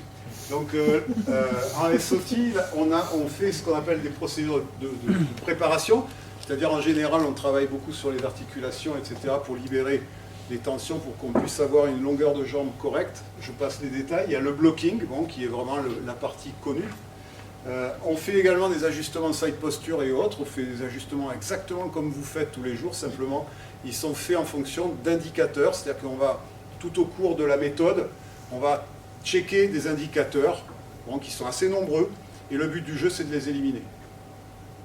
Bon, donc ça, c'est assez intéressant. Bien sûr que l'ajustement va veiller à refaire marcher la pompe, c'est-à-dire le mouvement du liquide céphalorachidien, mais également au niveau vertébral, également neurologique, et aussi viscéral. Il n'y a pas de partie pour tout ce qui est émotionnel, par contre. Donc on a également une technique qui s'appelle CMRT, Chiropractic Manipulative Reflex Technique, donc qui gère tout ce qui est viscéral. Donc ça veut dire que dans les trois catégories, forcément vous allez voir, j'ai parlé de la catégorie 3, c'est la catégorie lombaire, excusez-moi, j'ai oublié tout à l'heure. La catégorie 2, c'est SI, évidemment la catégorie 3, c'est tous les problèmes lombaires. C'est-à-dire que c'est une évolution de la catégorie 1. Vous ne pouvez pas vous défendre, vous passez en 2, vous ne pouvez pas vous défendre, vous passez en 3. Donc quand un patient arrive comme ceci, il est au ras des pâquerettes. Donc quand vous allez avoir vos patients chez vous, qui vont vous dire, ça fait 15 ans que j'ai mal au dos, je me bloque tout le temps sans arrêt, j'ai été opéré 2 fois du dos, etc., etc. Imaginez à qui vous avez affaire quand même, en termes de viscéral et en termes d'émotionnel. Pas simple quand même, pas simple. Et vous allez avoir que ça comme patient. Pourquoi? Parce que je vous dis encore, les patients faciles ne seront pas chez vous. Vous n'aurez que des patients difficiles. Pourquoi? Parce que vous avez un savoir-faire qui est meilleur que la plupart des gens autour de vous. Oui, c'est vrai, meilleur, je maintiens ce que je vous dis. Ça, c'est clair et net. Je veux dire, nous, on voit des sciatiques, moi j'en vois 50 par semaine, des hernies. Donc les hernies discales, machin truc, qui va toucher à une hernie discale? Je veux dire, dans mon quartier, tu peux y aller, ils ne touchent pas. Ils ne touchent pas. Non, tant qu'on n'a pas... non, il faut attendre. Voilà, nous, on y touche. On est formé pour, donc si on est formé pour, on le fait. Il n'y a rien d'extraordinaire. Donc ça, on a encore un savoir-faire en chiro qui est quand même un petit peu au-dessus du lot. Je pense que ça vaut le coup, si on arrive à avoir une bonne communication avec les gens, qu'on explique réellement tout ce que je viens de vous dire, et que comment ça se met en place, je crois réellement que les gens adhèrent au truc. Et je pense qu'il ne faut pas longtemps pour qu'ils comprennent que ce qu'ils font, c'est ce que vous faites est différent de ce qu'ils ont, à mon avis. Donc ça, c'est une grosse partie en SOT, le viscéral. Donc très chiro, parce que c'est de l'ajustement vertébral en fonction des organes et de la situation de ces organes. Donc ça nous permet de savoir quel organe est en défaut, et il y a toute une procédure qui nous explique comment corriger tout ça. Avec évidemment la notion de nutrition, donc ça c'est toujours important. J'en parlais la dernière fois au séminaire, mais quand on commence à faire CMRT, on parle forcément de bouffe. Donc si tu commences à parler de nourriture, faut 1 heure.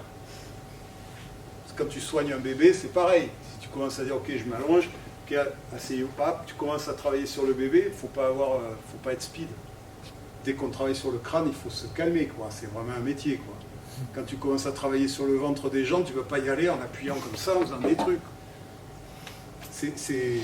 Ça demande vraiment de l'attention, et si tu commences à parler de bouffe, ben c'est comme quand tu parles de psycho, quoi.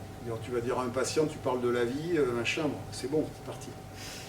C'est pour ça que moi je suis tout le temps en retard, parce que c'est intéressant, quoi. Le mec au bout de 3/4 d'heure, tu as fini de l'ajuster, il se rhabille, tu es en train de programmer déjà le rendez-vous suivant, et le gars il te dit, ouais, bah, j'ai oublié de vous dire. Vas-y. Ah ouais, t'as oublié de me dire ça, ouais. Putain, ouais, ok. Et il te sort un truc énorme. Énorme. Enfin, vous verrez. Je pense qu'il y a des chiros qui peuvent vous raconter exactement la même chose que moi. Ça, c'est clair et net. Les gens racontent des trucs aux chiros qui ne racontent pas quelqu'un d'autre. Alors, c'est vrai pour d'autres professions, sûrement. Mais franchement, nous, parce qu'on appuie sur des trucs, quoi. Sans le savoir, des fois. Tu vois, tu es en train, moi, je me rappelle d'un, je vous le raconte parce que ça m'obsède vraiment depuis... J'étais jeune, hein. J'avais 28, 29 ans, toi tu ne te la ramènes pas non plus. Et là j'ai une patiente que j'ajuste toute sa famille et tout, et je me rappelle très bien, j'ajuste une T11. Et donc je me dis putain c'est le rein, tout ça, et elle faisait des cystites, et tu vois, des cystites à répétition, et moi à l'époque, tu vois, je faisais pas, je disais putain des cystites c'est bizarre, ouais T11, ouais machin, j'avais toujours Et en fait, elle te raconte qu'elle a été violée, etc. Tu vois, quand elle était petite, elle te raconte une histoire, toi t'es là, t'as 28 balais, on t'envoie ça dans la gueule, t'es en side posture. Et je me rappelle que ça m'avait vachement choqué parce que je la connaissais super bien. C'était une dame, ouais, j'aurais dit 10 ans de plus que moi, quoi. Et je revois la scène comme si c'était hier, quoi. Ça m'a vraiment marqué. Alors, il y en a plein d'autres choses qui m'ont marqué, mais... pendant un temps, tous les gens venaient mourir chez moi, quoi. J'avais que des gens en stade terminal. Je faisais du CMRT depuis peu, donc je faisais des trucs et des machins. C'était assez impressionnant. Et j'ai beaucoup appris d'un monsieur qui est venu me voir. Il est mort 11 ans après, il était condamné. Il vient me voir, il est mort 11 ans après. Moi, j'y ai fait rien du tout à ce gars-là. Je peux vous dire, je l'ajustais, mais enfin, franchement, je sais que c'est pas moi qui l'ai fait tenir 11 ans. 11 ans, il était condamné. Et en fait, il disait, moi je prends rien, je veux pas de morphine, je veux avoir mal, je veux que mon cerveau sache que j'ai mal. Et il dit, si je prends du trompe-couillon, si je prends de la drogue, c'est fini. Et au moment où il a pris de la morphine, il est mort. C'était fabuleux. Et lui, il m'en a appris des choses. Hein. Je veux dire, j'ai jamais vu ça de ma vie. Il venait avec des métastases, il me montrait les radios de ces métas sur l'os. Mais tu voyais la tête humérale, un truc blanc comme ça, et incroyable. Et un mois ou deux après, il revenait avec une autre radio, il n'y avait plus rien. On voyait la tête de l'os complètement... tu avais la méta, elle était, je ne sais pas où, ailleurs, alors il en avait une là, après c'était là-bas. Incroyable. Lui, il m'a vraiment appris des choses, quoi. Déjà, il m'a appris ce que c'était la douleur, tu vois. Je veux dire qu'après, quand tu vois, ah, j'ai mal, toi, tu es là en train de dire, ah oui, j'ai un peu mal. Ouais, laisse tomber, quoi. Non, respect total, et c'est un mec aussi à qui je pense vraiment souvent. Et vous allez en vivre des histoires comme ça, et c'est tellement beau que toi tu pourrais éclater, mais encore moi je suis un tout petit chiro de campagne. Après, quand tu vois des mecs qui ont vu des centaines et des centaines de patients, je suppose que ça doit être extraordinaire les trucs qu'ils ont vus, quoi. Parce que moi j'ai vécu la fin de l'époque dorée de la chiro. Il fallait voir, je veux dire, les vieux chiros, ils voyaient de ces cas, mais pour des trucs qui arrivaient des montagnes, il n'y avait pas de médicalisation. Moi, je voyais des mal perforants quand même encore, hein, quand je me suis installé. Il y avait des gens qui n'avaient jamais vu de médecin qui se... Mal perforant, c'est dans le diabète, c'est quand tu te fais une plaie, elle pourrit, quoi. Ben, tu te fais une gangrène, quoi, tout simplement. Donc là, les gens, ils se mettaient de la bande autour. Les mecs, votre médecin, le mec, te parle en occitan, quoi. Ok, quoi, ok, il rêche, je dis. Non, mais tu vois bien aujourd'hui. Très important, les corrections d'extrémité en SOT, il y a également un truc là-dedans. Et évidemment, on a plein de trucs crâniens. Donc Dick Jarnett en 1957 a fait paraître un livre avec une compilation de tout ce qui existait en ostéo et en chiro, en crânien, et il y a maintenant un diplôme qui s'appelle craniopathie. Donc j'aurais dû finir depuis belle lurette. Et non, je ne suis pas allé passer l'examen à Birmingham chez James Rousseau, il était malade, et du coup je n'ai jamais repassé. Je pense que je vais le passer bientôt. Et donc, je vais essayer parce que c'est super dur. C'est vraiment l'examen. Il y a peut-être 500 manœuvres. Il faut les connaître toutes. Pourquoi, quand, comment, et cas machin, cas particulier. Les examens de SOT, c'est poilu. Je peux vous dire, c'est un peu comme DIBAC, en moins compliqué, mais c'est un peu comme EKE, quoi. Mais ils ne vous le donnent pas, c'est clair. Ils ne vous le donnent pas.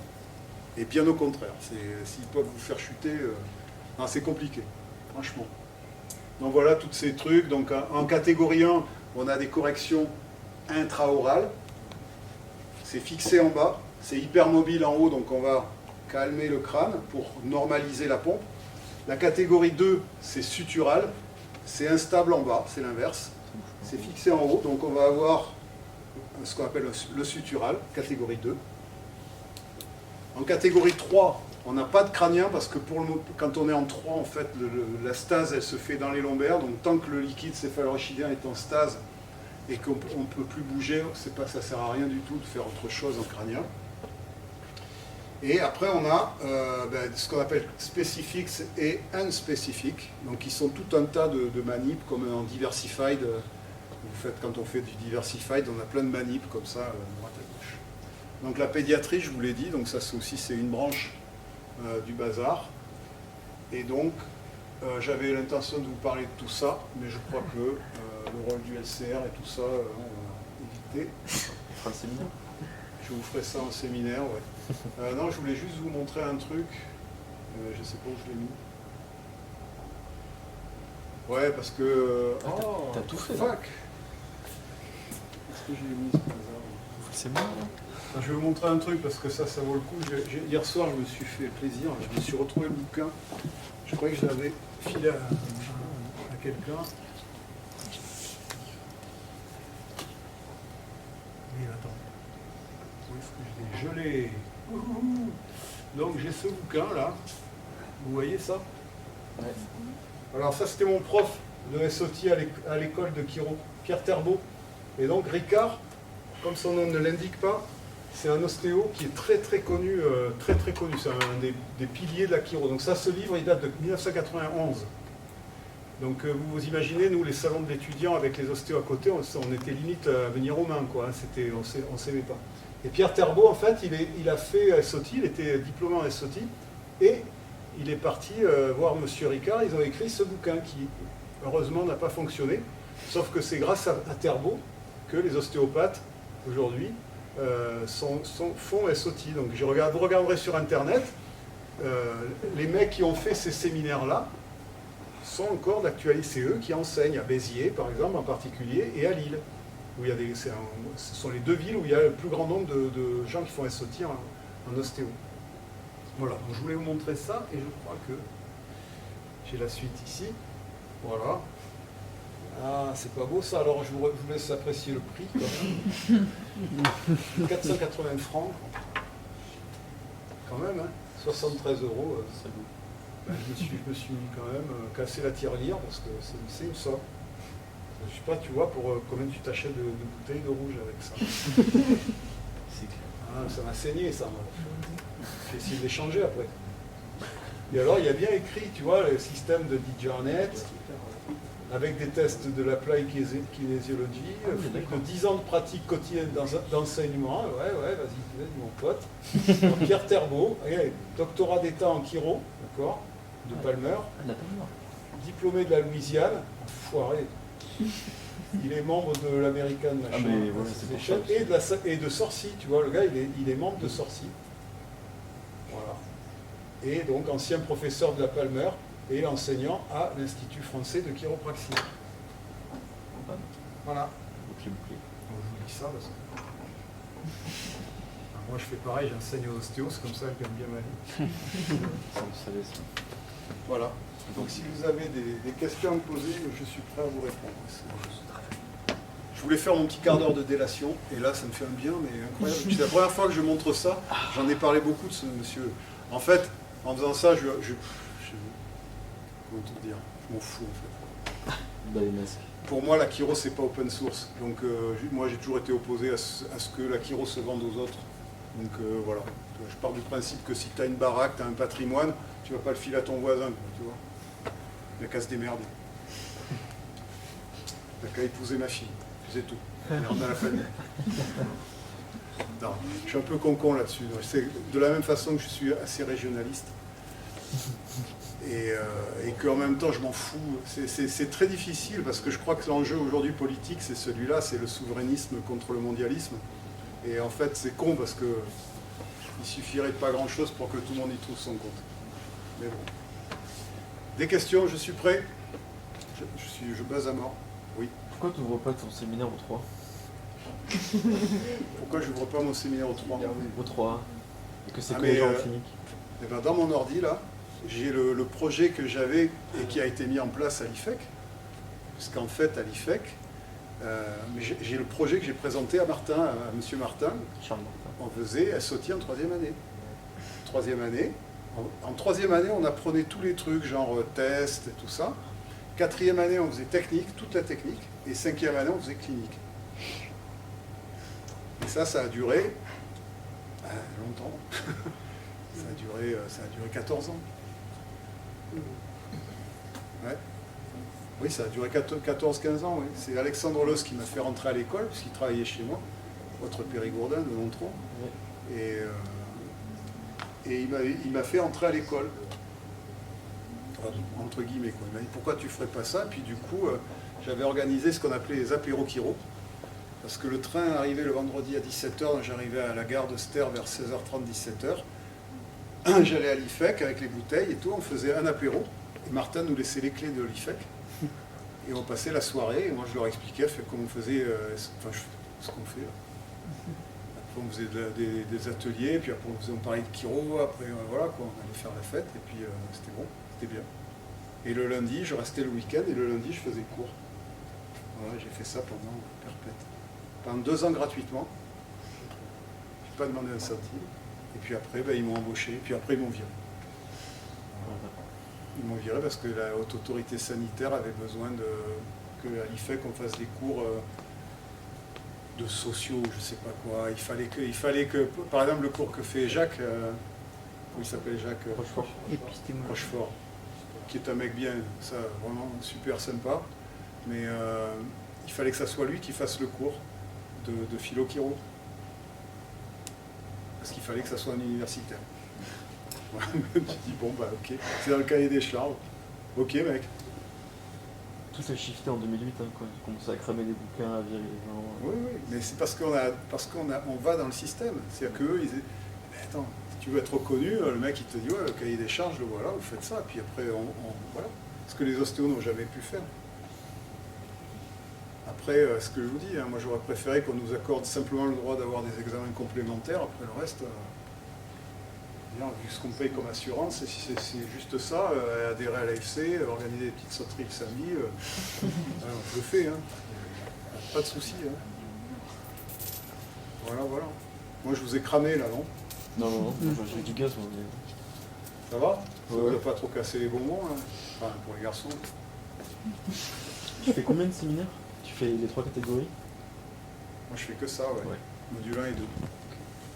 Alors je suis un peu illégitime, pour vous raconter ma petite histoire, c'est qu'en fait moi j'ai fait partie du board de Soto Europe et l'idée c'était de faire Soto France. C'était le but, un petit peu. Alors je défendais mon steak, ils ne voulaient pas le faire, mais je pense que, il y avait cette idée. Donc j'étais représentant européen de la technique. Donc je leur ai dit, écoutez les gars, moi je rentre prof à l'IFEC, et comme je suis prof à l'IFEC, quand vous venez faire les séminaires, au moins je vous rabats des patients, entre guillemets, des patients, des clients, ou je sais pas, des gens qui font les séminaires. Et on se retrouvait souvent à 80, quoi. On était quand même un bon nombre de participants. Et puis c'était vachement chouette, parce que c'était vraiment très familial. Moi j'embauchais des assistants, il y avait des élèves qui venaient, tu vois, ils apprenaient à faire la technique, un peu ce que je fais aujourd'hui, un peu la même chose, quoi. Et donc l'idée c'était d'implanter, on vendait du matériel, SOTI et tout ça, enfin il y avait un pied-à-terre à Paris. Et puis il y a un moment où l'IFEC a demandé beaucoup trop d'argent à Soto, et ils venaient quasiment pour rien. Et donc ils se sont engueulés parce qu'il y avait les mecs qui ont dit non, vous payez, sinon. Donc les mecs ils ont dit ok, on se casse. Et donc moi j'ai fait partie de l'eau du bain, quoi. J'ai été balancé avec ça. Et j'ai jamais pu de nouvelles, je suis même allé chez eux, je suis parti en Angleterre pour les mecs ils m'ont même pas reçu, mes anciens potes. Et j'ai jamais su pourquoi. J'ai jamais su pourquoi il y a eu un truc, je sais pas. Alors il faut savoir que franchement le Royaume-Uni c'est une caricature, hein. C'est vraiment une caricature. Franchement tu te retrouves avec des Irlandais, des Écossais, des Anglais, des machins, des mecs de la Cornouaille, t'es à table et t'es en train de parler Kiro, alors là je vais te dire... Et les Français, quoi, qui ne peuvent pas nous saquer, ça c'est clair. Alors, nous, il y avait les seuls qui nous aimaient bien, c'était tous les gens qui étaient vraiment, qui avaient une idée politique, qui se disaient, bon, il faut qu'on vienne en France, etc. Ça serait bien de s'ouvrir, mais il ne faut pas croire. Même encore. Là, il a Duncan, le mec qu'ils ont mis là, c'est un ancien militaire écossais, le président. Je peux te dire que lui, ah ben là, il y a la moitié des Anglais qui font des cours depuis 15 ans, qui viennent plus, quoi. Un bazar. Ah ouais, non, ils s'aiment pas entre eux, c'est incroyable, quoi. Enfin, c'est pas qu'ils s'aiment pas, c'est qu'il y a une certaine rivalité. Puis maintenant, il y a une école en Écosse. Ouais. Il y a le Mactimony, il y a l'école au Pays de Galles. Il y a du challenge, là. Donc voilà, la petite histoire, c'est ça. Et en fait, l'idée, c'est que je vais passer le diplôme de craniopathe pour être complètement autonome et pour avoir vraiment mon droit de pouvoir enseigner ça tranquillement. Donc là, je suis légitime vu le passé, parce qu'on en a parlé, puis que là, je vais être instructeur pour les prochains séminaires de Soto. Donc il va y avoir des séminaires à Toulouse, vous savez ça, ouais. De SOTI. Donc je vais être instructeur avec Tibert Charon, qui est sorti de cette école, là, et Tibert qui fait ce que moi je faisais. Il est représentant européen au board. Parce qu'évidemment, Tibert, je l'ai suivi depuis qu'il est élève, et que je lui ai dit, toi... Donc il a fait tous les séminaires avec moi, et puis après je l'ai un peu poussé là-dedans, et puis maintenant j'ai plus besoin de le pousser, il y est, quoi. Donc il est dans ce truc-là, et on va faire pour la première fois un cours à deux. Donc, ça va être chouette. Ça va être chouette. En anglais, et voilà. Bon, après, qu'est-ce qu'ils ont dans la tête, les Anglais? D'autres questions sur, je sais pas, sur mon salaire et tout, non? Non, les blocs, si vous voulez acheter des blocs, il faut acheter des jolis blocs avec la petite plaque où il y a écrit TeacherNet. Et ça, vous trouvez ça sur le site de Soto Europe, ça coûte 80 € pièce. Non, 80 € les deux. Ça coûte une blinde. C'est très très cher. Voilà, on pourrait dire ça. On pourrait dire ça. Non, mais bonne question. En fait, qu'est-ce qu'ils ont de... D'abord, l'angle, il est particulier, la mousse est particulière. Le bois est particulier, les clous aussi. Et tout ça, ça a une importance. Parce qu'en fait, c'est eux qui font le boulot. Quand tu es sur les blocs, en fait, il y a un mouvement selon ta respiration. Donc ça travaille. Donc tu vois, ça, c'est des blocs qui sont usés. Donc en fait, quand tu mets un patient dessus, on est tout de suite sur le bois. Donc ça n'a plus d'effet. Là, ceux-là, ils sont déjà... Ça, c'est astucieux. C'est des blocs pliables. Et là, par contre, le truc qui est chouette, c'est que la mousse, elle est super, super neuve, elle est super chouette. Donc, quand tu es dessus, le patient, il s'ajuste mieux dessus. Donc le matos, ça a toujours une importance. Si tu fais Activator et que tu t'en sers 3 fois par semaine, il faut acheter un fake ou tu achètes une copie, ça n'a aucune importance. Et si tu en fais toute la journée et que tu vois 30 patients par jour, il vaut mieux avoir le matos qui va bien. C'est toujours pareil, quoi. Moi j'aime bien le matos, je suis assez fan de matos, donc j'aime bien en parler. Mais c'est pareil pour la table, quoi. C'est vrai que si tu débutes, bon, t'as pas trop d'argent, c'est des calculs à faire. Mais une table, les vieux chiro nous disaient, les dentistes ont des chaises, les chiro ont des tables. Et voilà, quand tu es dentiste, tu t'achètes une chaise de dentiste, tu vas pas prendre un truc pour la changer un an après. Tu te prends une table et puis voilà, tu bosses. Et surtout qu'après, quand tu as une table comme ça, ça marche bien. Les high-low, c'est vraiment typique des chiro, quoi. C'est vachement chouette parce que quand ton patient, tu le relèves, tu vois, il se retrouve en station presque verticale, hop, il descend comme ça, hop, c'est fait. Alors que bon, s'il est sur le ventre, là, un treuil, quoi. Ouais. T'as le temps de faire une démo ou pas? Ouais, bof. Bah, ça... Bof. Non. Après. Pas filmé, là. Non, on peut faire plein de choses, mais si je sais pas bien faire ça. Parce qu'après, moi, si je prends quelqu'un, je vais le soigner lui, quoi, tu vois, je vais trouver des trucs, et après, c'est... Ça, je vais être obligé de faire, alors, qu'est-ce qui t'est arrivé? Non, je pourrais faire ça. Bon, ben, c'est pas mal, déjà, on a fait combien? On a fait 1h30, 1h40. 1h30, ben, c'est voilà, c'est ce qu'il fallait. On a les coups. Non, sinon, je pourrais vous parler de plein de trucs, mais... Tu reviendras? Hein? Tu reviendras? Pour parler de SOTU, je crois pas, mais, non, mais on pourra parler d'autres choses, d'un problème particulier ou de choses particulières, oui. Oui, sur la façon de gérer un câble, ouais. Ça peut être sympa. Moi, j'ai une façon très particulière, quoi. Je calcule rien. Je fais ce que disait Jean-Paul, mais j'ai jamais travaillé pour l'argent de ma vie. Donc, je sais pas ce que c'est, quoi. Et ça tourne. Maintenant, je sais au centime près ce que j'ai sur mon compte, mais je veux dire, dans la journée, je pense jamais à ça, quoi. Jamais, mais même pas une seconde. Et même quand j'en gagnais pas beaucoup, et pas du tout, ça me... Enfin, je veux dire, franchement, ça m'a pas choqué, quoi. Je faisais de la musique, ça m'a permis de faire plein de trucs à côté. Ça m'a permis de rencontrer de vrais amis qui m'ont nourri, parce que ça aussi, quand t'as pas à bouffer, que t'as ton voisin, que t'as ajusté et qui te dit tu viens manger à la maison ce soir? Oh, tu fais, oh, ouais, d'accord. Et j'ai plein de copains qui se souviennent de cette période-là, et c'est à chaque fois, ils sortent ça, tu vois, ils me sortent ça. Ah, tu te rappelles quand ta mère t'amenait des trucs? Ma mère, elle cuisine pas bien du tout. Et elle croit que je mange des cèpes tous les jours. Et donc, elle m'a amené des bocaux de cèpes. Et tu vois, mais c'est... Elle était mignonne parce qu'elle me faisait des petits bocaux, rien que pour une part. Des petits bocaux comme ça. Je me disais, ah, c'est bon les cèpes, non, c'est bon. Alors après, c'était les lentilles, parce que j'aimais les lentilles. Alors elle m'a donné ça, et alors j'en avais des pleins placards, et quand les copains venaient manger chez moi, c'était lentilles cèpes. Voilà, ça c'était le truc, mais bon, protéines, ça va, quoi. Et c'est rigolo, ces moments de vache maigre. En fait, c'est les plus belles années, quoi. C'est là vraiment, même il aurait fallu que ça dure un peu plus, je crois. Pour que vraiment je me dise, waouh, quelle chance. Mais c'est un peu ce que je mets dans mon séminaire, mais tout ce que j'ai, moi, sur mon compte en banque, c'est la chiro qui me l'a donné, quoi. Tout ce que je suis, le développement personnel, l'amour des gens. Tu vois, à midi, je discute avec une personne, et c'est vrai, je lui dis, c'est marrant, parce que moi, je peux pas avoir de haine, quoi. Même quand je déteste quelqu'un, putain, il y a toujours un truc où je peux pas aller au bout, quoi. Je peux pas. Et puis si je prends un peu de recul, je me dis, mais quelle perte de temps. Et puis c'est pas grave, ça se trouve, lui, il a des raisons. Putain, c'est vachement compliqué comme job, parce que en fait, ça déteint vachement sur ta vie personnelle, quoi. Et moi, j'ai pris le choix de ne pas être différent dans mon cabinet et avec vous ou ailleurs, quoi. Je suis exactement la même personne. Voilà, après on aime, on n'aime pas.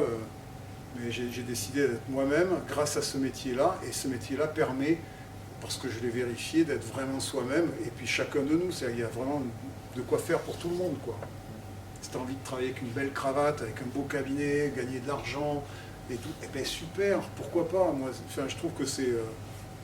ce qu'il faut, c'est surtout empêcher les gens qui veulent nous uniformiser et nous systématiser. Il faut les empêcher de nuire, parce que la chiro, elle est belle parce qu'on est tous différents. C'est par définition. Enfin, je ne peux même pas dire autre. Enfin, c'est une belle phrase, mais c'est vrai, quoi. Je veux dire, hein, vous voyez bien. Il n'y en a pas un d'entre nous ici qui a juste la même façon. Et ça sera vrai tout le temps. Et c'est ce qui est beau. C'est comme si on disait, voilà, il n'y a qu'une façon de faire de la musique, quoi. Mais non, ça n'a pas de sens, quoi. C'est soigner les gens, c'est bien plus que ça. Moi, c'est ça que ça m'a appris, la chiro, en tout cas, franchement. Et tu gagnes ta vie avec, donc so what, quoi. C'est formidable. Moi, je voulais une vie de village. Voilà, je rêvais d'être le rebouteux du village, du quartier. C'est ce que je suis. Et je peux vous dire que quand un patient m'appelle en disant « Oh, c'est vous le rebouteux ?» Jamais j'ai dit non. Ouais, c'est moi. Oui, c'est moi le rebouteux du village, ouais, c'est moi. Ouais. Ben, il y a 100 ans, on m'aurait appelé pareil. Hein. On m'aurait dit, c'est toi le rebouteux. Et c'est qui un rebouteux? C'est un mec qui a un savoir avec ses doigts. Il a un putain, mais comment il arrive à faire ça? Moi, c'est ça que je veux faire comme métier. Je veux être magicien, quoi. Ça me plaît, moi, ce côté, justement, magique. C'est pas que je l'entretiens. Du tout, c'est pas mon truc, je veux dire. Mais, putain, c'est quand même ça qu'on a choisi, quoi. Alors ouais, le musicien, celui qui fait à bouffer, il a des saveurs, des goûts que tu n'as pas, quoi, parce que tu n'as pas développé le truc. Ben, nous, on développe ça, quoi. On développe notre toucher, on développe notre sensibilité, et ben quoi, on devient des hypersensibles, quoi. Hein. Voilà, sauf ceux qui s'en défendent, mais enfin ici, si vous êtes là ce soir, c'est que forcément on est sur les mêmes taux vibratoires. Il n'y a pas de secret à ça. Hein. On rencontre que les gens qui vibrent à peu près comme nous, quoi. Hein. Voilà. Après, faut pas, c'est pas grave, c'est pas ça. Non, mais c'est vrai. Et ça, c'est vachement important de le vivre à fond, d'en prendre conscience et de le développer. Parce que si vous développez ça, ça fait 2 fois que j'arrive pas à passer ce truc. Hier soir, je me suis acquéri, j'ai dit. Ouais, il a acquéri un droit de... Putain, j'ai dit, non, acquéri.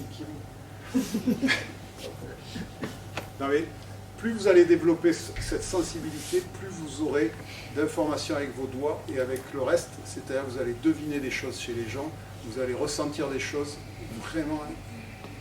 Enfin, je devrais peut-être pas le dire, mais c'est vrai, vous allez avoir un certain don qui va arriver. Et les gens vont vous dire, mais comment vous savez ça, vous n'avez pas encore touché? Ben, tu sais pas répondre à ça. Mais tous les chiros de la Terre vont vous dire ça. Parce qu'à force de soigner les gens, on est dans un état second. Moi, j'ai remarqué un truc, c'est que c'est comme en course, hein, tu sais, ou en sport. Quand tu arrives, tu sais, tu n'as plus rien à la tête, quoi. Tu as juste un point dans ta tête qui dit continue, tu sais. Ce moment-là, eh ben moi, je le vis très souvent en chiro. C'est-à-dire qu'il y a un moment, je suis tellement épuisé que je me centre sur ce qu'il y a au sol, c'est-à-dire des phrases de B.J. Palmer. Et je me dis, je me mets des trucs à la con, hein, et ça me permet d'avoir un état second. Et dans ces états seconds, vous avez une perception de l'autre qui est incroyable. Mais incroyable. C'est-à-dire que vous allez mettre votre main, c'est exactement ça. Vous allez mettre la dose, c'est exactement ça. Vous allez dire un truc, putain, ça tombe comme ça. Et tu te dis, pourquoi j'ai dit ça? C'est fou, c'est fou. Et moi, c'est cet état-là que j'aime. J'aime ça. Ça, c'est vraiment ce qui me... C'est pour ça que j'ai beaucoup bossé, parce que je me disais, putain, j'arrive à l'avoir, cet état, mais il faut que je sois... En fait, il faut simplement que je fasse un peu plus de méditation. On peut y arriver par d'autres moyens qui sont moins exténuants que de se fatiguer autant, quoi. On peut le faire autrement. Mais ça, c'est une des voies qui peut-être mériterait d'être discutée, en tout cas un peu plus souvent en chiro. On le trouve. Les vieux chiros ou nos mentors, ils en parlent, hein.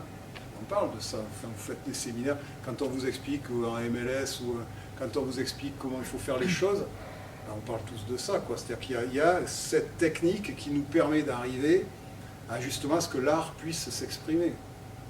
C'est ça qu'il faut faire, c'est justement beaucoup travailler pratiquement pour qu'on puisse avoir notre esprit complètement libre.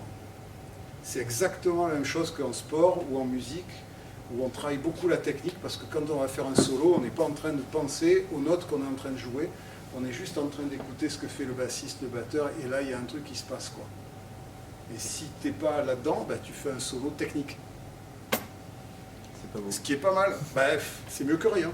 Mais la chirotechnique, c'est... Ouais, je crois qu'on peut faire beaucoup plus sans avoir une technique énorme en plus. C'est ça qui est fabuleux.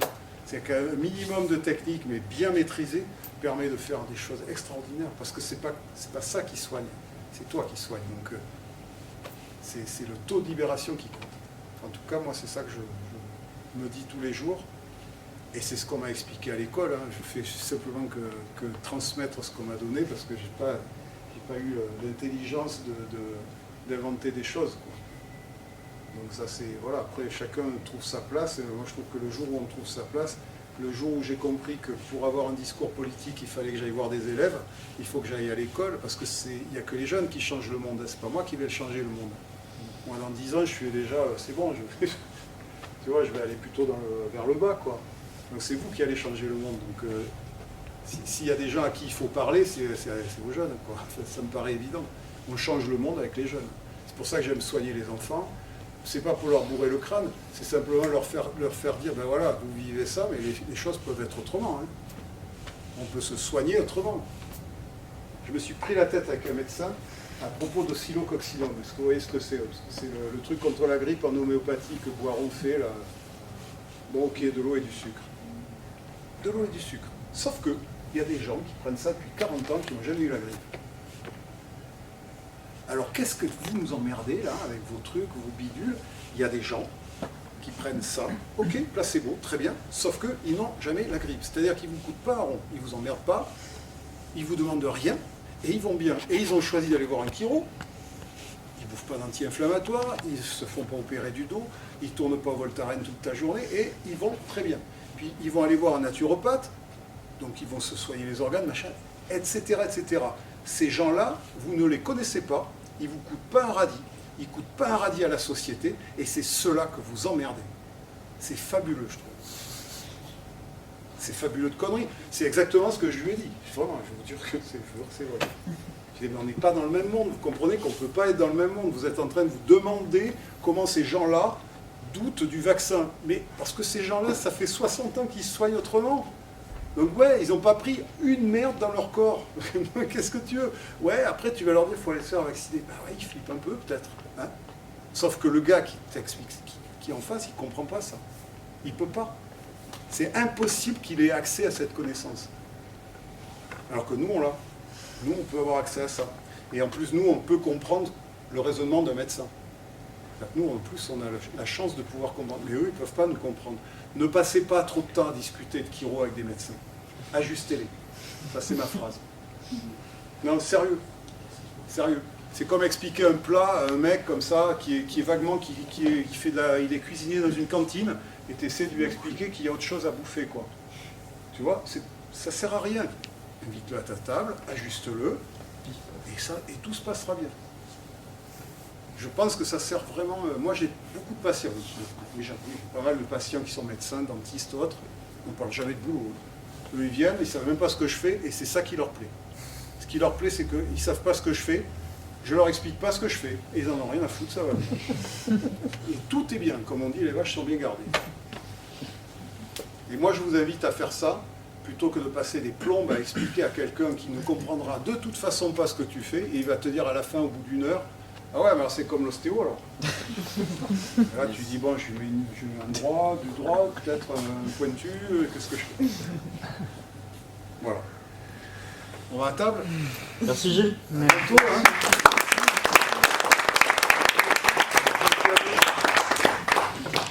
Tu veux faire l'annonce, je crois? Ok.